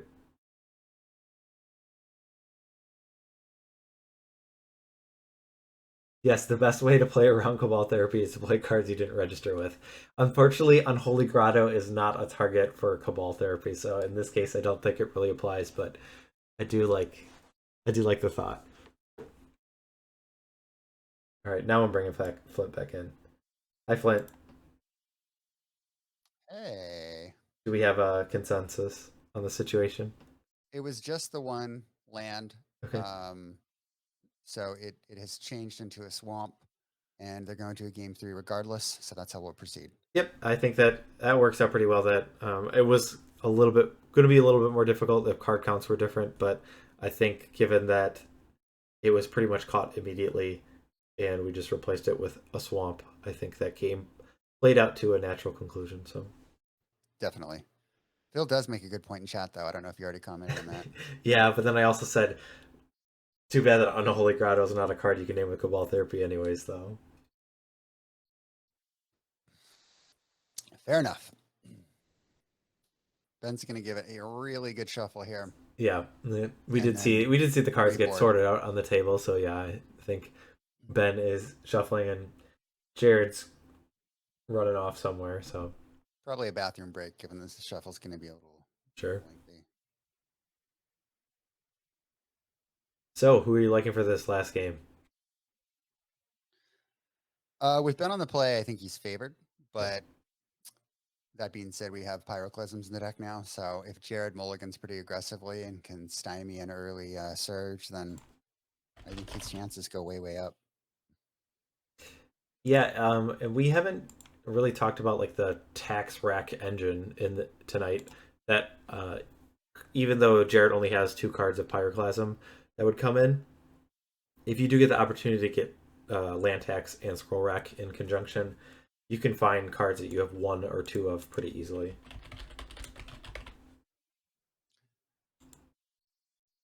Though I think in Ben's ideal world, he's not going to give Jared the time to kind of futz around with those kind of things. So, Homeburger, thank you for the follow. All right, thanks, Homeburger. Yes, Ron says Ben needs a ritual hand. Yeah, I think that is something that he looks at. Sure. Yeah, the difference between the ritual and non-ritual hands are pretty big.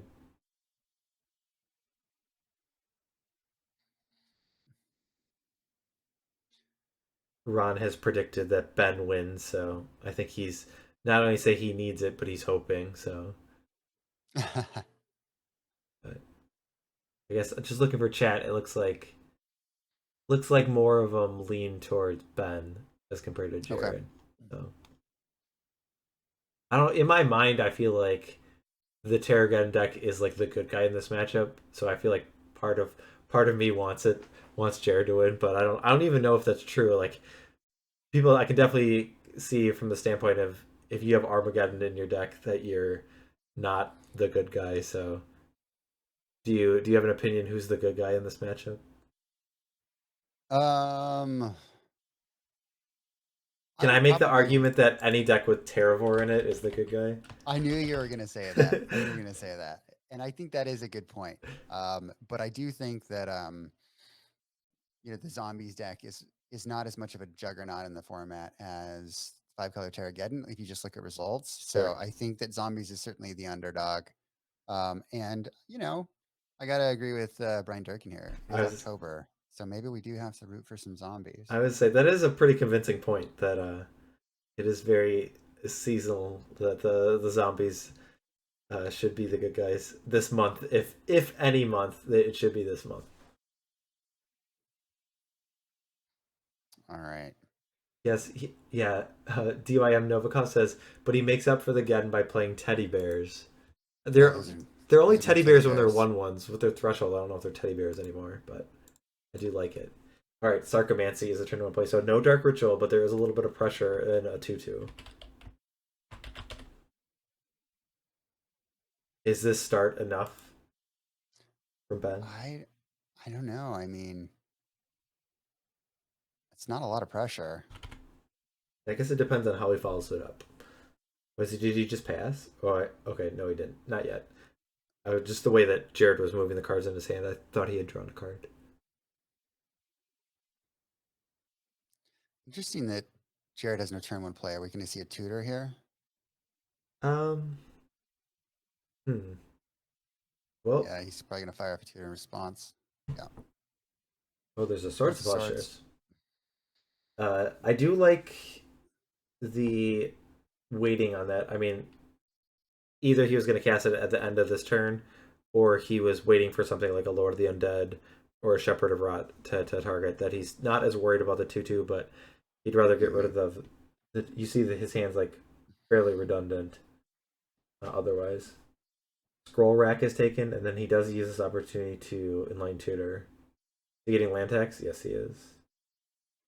But Ben is only at 1 swamp.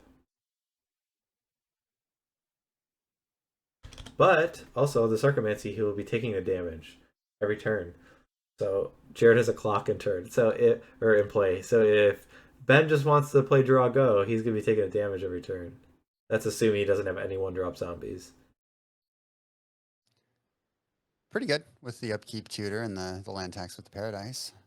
Ben, interestingly, didn't play a second land. Mm-hmm.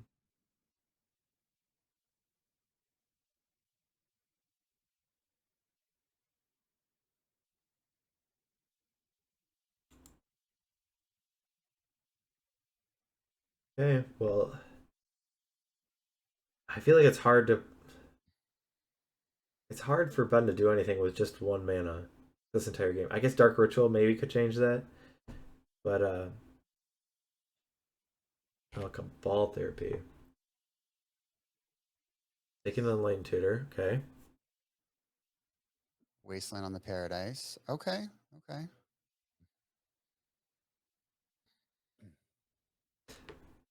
I guess. I think it's fine to use that wasteland there, but like it doesn't really change anything, because if there's no pressure from Ben, then Jared has time, and Ben either needs to draw a 1-drop or a Dark Ritual or something to get a threat into play, or he's gonna have to play into the land tax. All right. So there's a Carnifex. So ironically or coincidentally, I guess maybe he will still have to take a damage essentially because of the Carnifex. Yes. Is that ironically or coincidentally? Ironically. This is one of the things I don't think people use coincidentally enough, but it's kind of difficult to even figure out the situation. So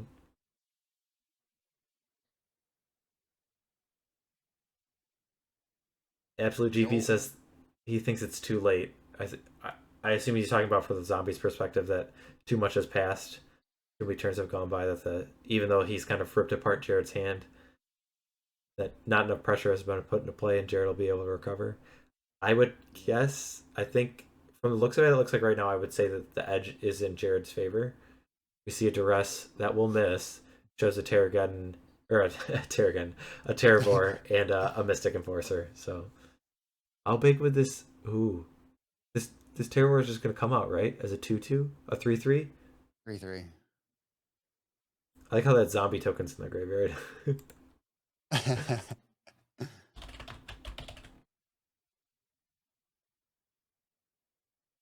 So I often call Terravore scary Terry. I think that's maybe only fitting if he's like at a certain threshold. Do you think we have like Mary Terry or like other different levels of Terravores that like he becomes different adjectives? He's dead, Terry, right now. He got Why? Cabal therapied. Oh no. Mike is so sad. Yes. Sweet Terry. Ugh. And then, I mean, Now, I'm not saying it's wrong, but the Terrageddon lists used to run 4 Terravore, and a lot of them have moved down to 2. So our chances of Terravore like finish the game have probably, I don't even have been cut. They've been reduced. That makes me sad. I'm a big fan of Terravore. so now Jared has Threshold, right? He has Yep. a third land. If he has a fourth land to play a Mystic Enforcer, that's bad news for Ben. Yeah, maybe the threshold for Scary Terry is 7, but uh, yeah. Speaking of thresholds, the thresholds for this Mystic Enforcer. I mean, even without the threshold, it still is pro black, right? Yep.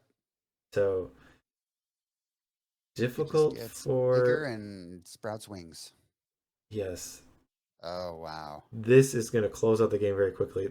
There's a gem home polluter that I was saying. Is there a diabolic edict? I didn't think there was. That's a sad gem home polluter. It's and let's see. And Ben's at 18, which is a lot different than 19 when you're facing off a 6/6. And I guess Jared's at 15, which I missed, but uh, there's no like colorless ways, right? Like the pro black is just gonna be 6 every turn, right? Yeah, unless Ben's got a wait. Oh, he had the parish. He did Oh, board it okay. in. Okay. All right. Okay. That just definitely changes things. Okay, I did forget about that, even though we did talk about it. Parish is a nice answer to the pro black creature. So, though Jared does have a follow up in the form of Masticore. Pretty good. Especially this position, like I can see where Masticore like wouldn't be as good. Like if Ben had a really wide board and Jared had to like pitch it and didn't have like a ton of mana from this spot, a 4/4 is big, and Jared has 4 mana that he'll probably be able to shoot down most of the creatures that Ben tries to develop. So this Masticore, I think, in the spot is very good. Yeah, Ben really needs to snuff out here. I mean, Jared's draws have been great. I guess we didn't really talk about the Masticore, but I mean having the one of Oh with the my 4 enlightened God. tutors is really There good. it is. There is a snuff out. Okay. Wow. So Ben's going to go down to 11 from. No. He's going to go down to 12.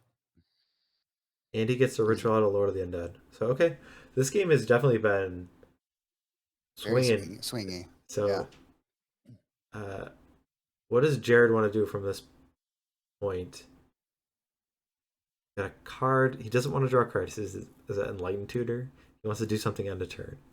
Put something on top of his deck, or is that just a bluff? It was there for Massacre, but he kept it. Maybe. Okay.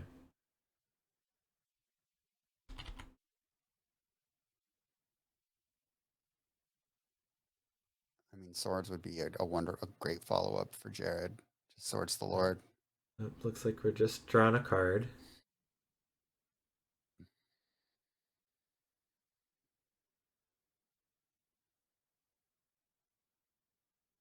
Yeah, I no longer like Jared's position. I mean, I thought he had everything locked up when the Mystic Enforcer came down. That died. The Snuff Out came. Or, I mean, the Massacre came and then the Snuff Out was there for that. So,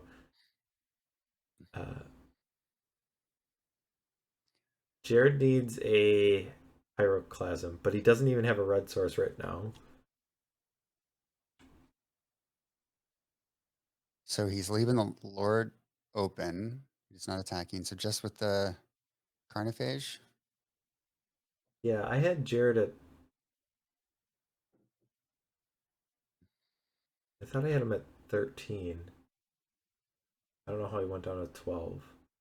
Just taken 3, I would thought. Maybe I had it messed up, but. Alright, we see a Terravore! Scary Terry. How big is this guy? Jared counting. 1, 2, 3, 4. 4, 4? Yep. Okay, so he's not huge, but we do see Ben getting back the Gem Home Polluter with the Lord of the Undead. So, And just immediately cycling it. so even if the Terravore is gigantic, if he's not attacking, we will see Ben being able to finish off. So 10 all. Okay.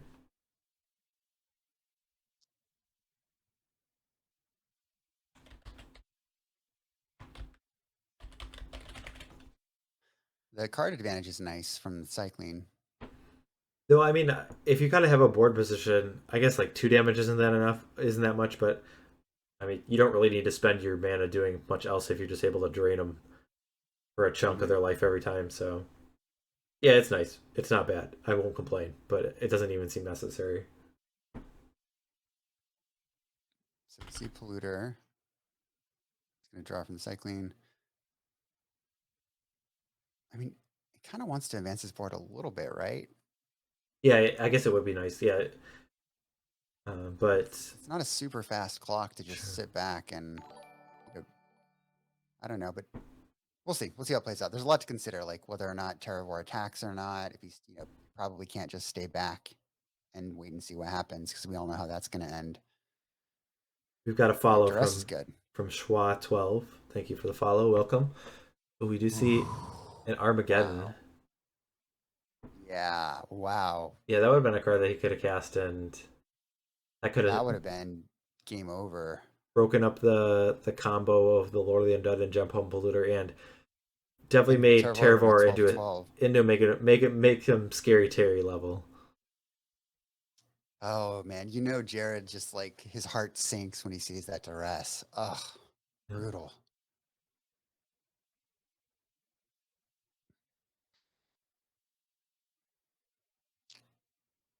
He just says go.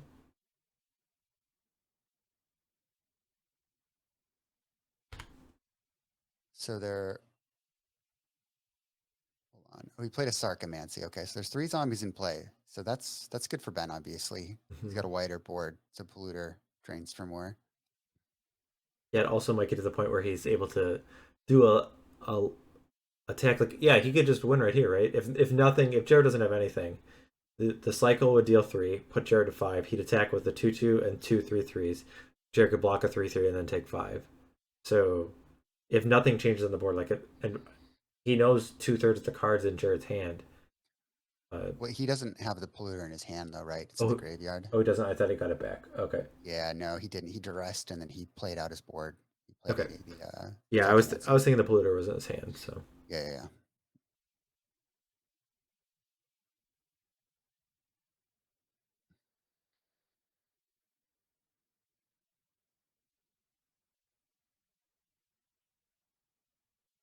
So I think from this position, Jared needs a way to Pyroclasm and Pyroclasm. So he'll need like a land in his hand and then draw Pyroclasm, or I think Armageddon might be enough. Interesting. So he plays a Sarcomancy, and then is he attacking with all 3? It looks like it. Does he have like a follow-up Shepherd Rod or something hiding in his hand, or? I don't know, but how are we blocking where Jared? He blocks a token as compared to blocking the Lord. Oh, and then it has the Polluter. So looks like there wasn't really much that Jared could do, and Ben takes this game down. Oh wow, that was a really close. Yep, really swingy. All right, let's unmute him. Yeah, I'll move over. We can listen to the players. Or no. I kind of you're talking about the removal or the hand discard later. Well, I mean the stuff out and the perish and the Yeah. I had them pretty early, so I was kind of sculpting my play around them. Right. But yeah, absolutely. I will be embarrassingly honest. I did not have perish in in game 2 because I was like, he only plays 6 green creatures. How good can they be? And then I got crushed in game 2, and I was like, oh yes, of course they're really good. I should put perishes in. Right. Here's the cards I moved in. Well, that was a wild game 3. Yeah, the rest obviously won you the game. Yep. Yeah. Because if I got to get in that turn. Well, and you had 2 haymakers in the form of. I just assumed that Mystic Enforcer was going to go the distance. I forgot about Perish, and then after that got taken care of, I'm like, oh, Mastercore seems great here because Ben doesn't have a board. You'll be able to shoot anything down that he plays, but he had the snuff out ready for that one, and then things slowly turned around. I mean, it's not like and then if that Armageddon comes down, then that Terravore becomes huge, and there were multiple opportunities where Ben just kind of snuck by and he kind of weaseled his way out of that situation. It took that last Weedle. So. I resemble that remark. Very swingy weasel. Swingy weasel. All right, have a good night, Comical Flop. Thanks for watching. So when you guys banned decks, so Jared, you banned elves, and Ben, you banned goblins. Did you have an inclination of which deck the opponent was going to bring? Yeah, I knew he was tired of playing that Death and Taxes deck, so I knew for sure he was going to be playing the zombies. Half the things I was talking to Jared was like, oh, I'm so glad this is the zombie deck. I don't have to think about like rebels and chains. Yeah, I thought maybe you might be on Draco Blast, which is actually what made me play Duress on turn 1 instead of a zombie on turn 1 in our first game, because I was very afraid of the ritual start out of Draco Blast. And so I figured, I don't know, they both play spells I can hit, and I'm really afraid of that. So that even like changed the course of how I played for sure. Yeah, I always forget like that. I know as like the producer that I set it up, and I know what the matchup is going into game 1, but I always forget that the players don't know for certain what their opponent is on. So yeah, there are even like those little things where the game plays a little bit differently. So. Right. Yeah, like if my opening hand game 1 was probably not the best versus the zombies because it was melee mages, which are not great, and it's so hard to like name the right thing. I should have named the Lord. I was just like that was like the other card I was thinking. I was like, I'll name the removal is kind of like what you kind of default to. But I wanted to tell you this. I agree you should have named the Lord, but I drew the snuff out right after you named it. So like in my head, I was like, oh, I guess he probably should have named Lord. And I was like, oh, okay, well maybe he's a magician. Maybe he knows what's up like that. Yeah, it's funny. Yeah, I just I knew like game 1 would have been kind of tough because he has the duress and a good clock. But I knew I had a bunch of sideboard cards to bring in, so I felt like that was going to be better. But I just could never get it going. I was just too far behind the 8 ball. And that game 3 was basically I like you were talking about. I thought that once the Mystic Enforcer hit, I was gonna be fine. I thought like once the Master Core hit, like I was like he has low chances of hitting these things, and like when I'm playing around 2 snuff outs and like 2 perishes, like I just gotta like close the game out. Like these things are gonna be, if I get to untap with them, I'm pretty good. Yep.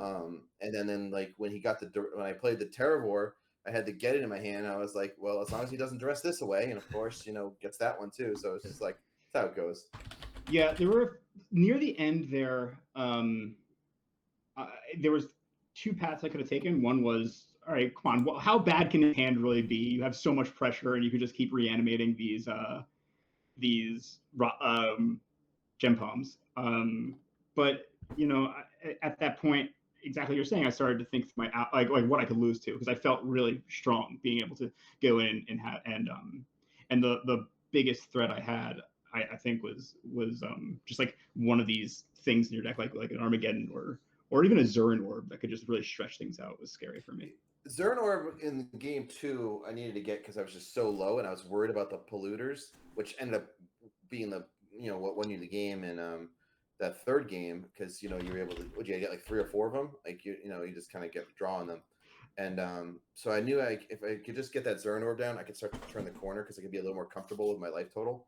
And when I was able to finally get threshold on those werebears, and then I was able to start attacking with them, it made all the difference.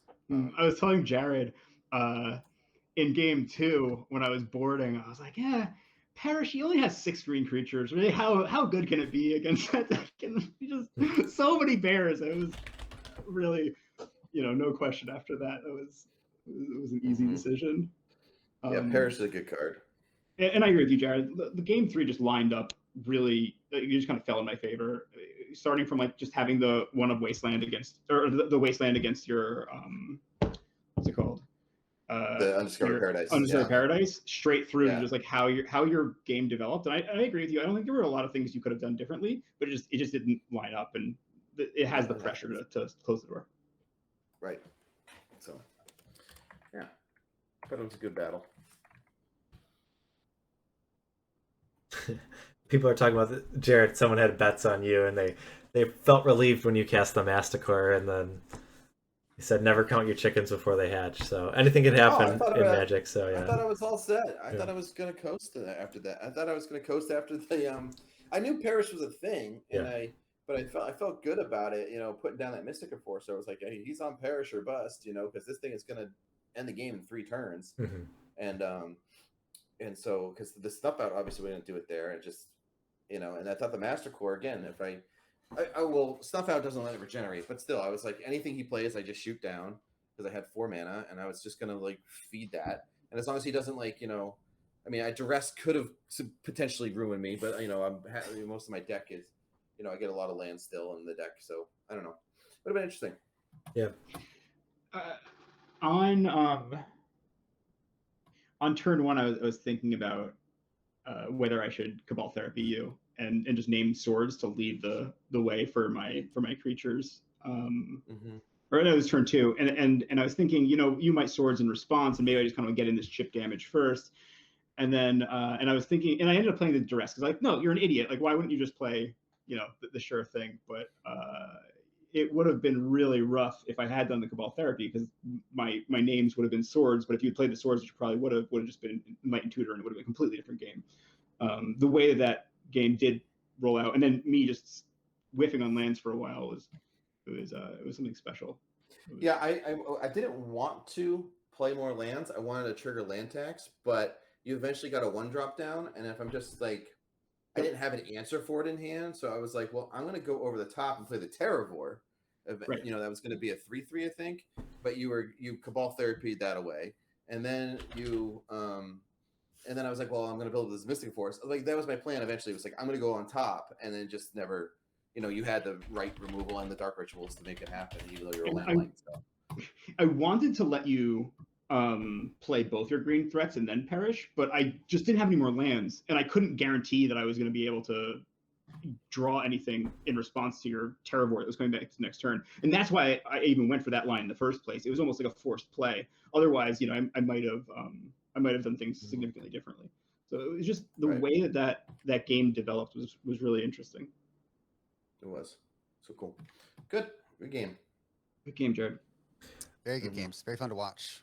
All right. Yeah. Thank you. That was very sweet. And thank you for the professionalism and kindness that you handled the unspeakable event. Yeah. The unholy event. Yeah. The unholy grotto. Yes. All right. Well, I think I was just looking at the standings, and I think every player has lost at least once. I don't think any player is undefeated. So I think all the standings are pretty close together, and no one's running away with it yet. So I'll have, at least by the start of week 4, I'll have the standings up every week before the show that we'll look at. But I think... Mike, how many wins are you going to give Ron for his match today? Because that was... Yeah, don't tell me, you spoiled it! Spoilers. Oh, shit. It's okay. Salt in the wound, Ben. Salt in the wound. Oh, no. Someone has requested a victory pun from you, Ben. Oh. Well, I feel like you... Not for rot. Let's see if I can dredge something up. All right. I'll have to think about... I don't want to get my hands dirty digging, but, you know, such a grave occasion requires some sort of tomb thing for Halloween. So I'll have to think of one, but I'm sorry I couldn't get an idea on the occasion. Yeah, I asked for 1 and he got 5, so I think that's okay. All right. Get out of here, you crazy guys. All right. Take care, guys. Good to see you. Good luck next week. God bless. Stay safe. Okay, so let's jump over to our schedule. As we talked about, no one is undefeated, so I think it's anybody's game at this point. to take what we're playing for is trying to get into the top 4 after the 7 weeks that we play, and then those 4 will be in a single elimination tournament.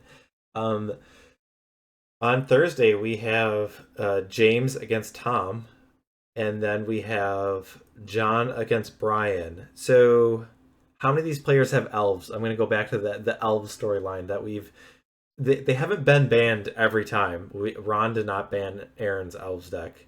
It was not brought, but no one has brought the elves deck, the survival elves deck, the deck that I'll call the best deck in pre-modern, and I don't think anyone can really argue. So the best deck in the format, and still no one has played it yet. So will we see elves on Thursday, Flint? Yes. Okay, that is Flint's prediction. That's 75% accurate, so it's 75% chance of elves. It's like a weather forecast, right? 75% of the time, I'm 100% right. That's true. Okay, I kind of when I look back at this episode tonight, the matches were a lot of fun.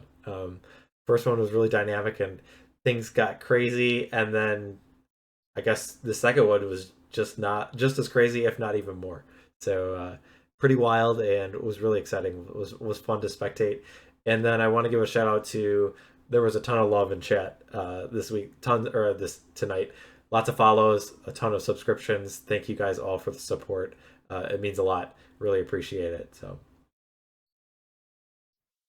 thanks, everybody. Yep. So I guess with that, I'll wrap things up. We will see you all on Thursday. We'll be here again. Start at 10 p.m. Eastern. Don't want to miss it. Catch the first match between James and Tom. And hope to see you there. Until next time, everyone, take care. Night, everybody.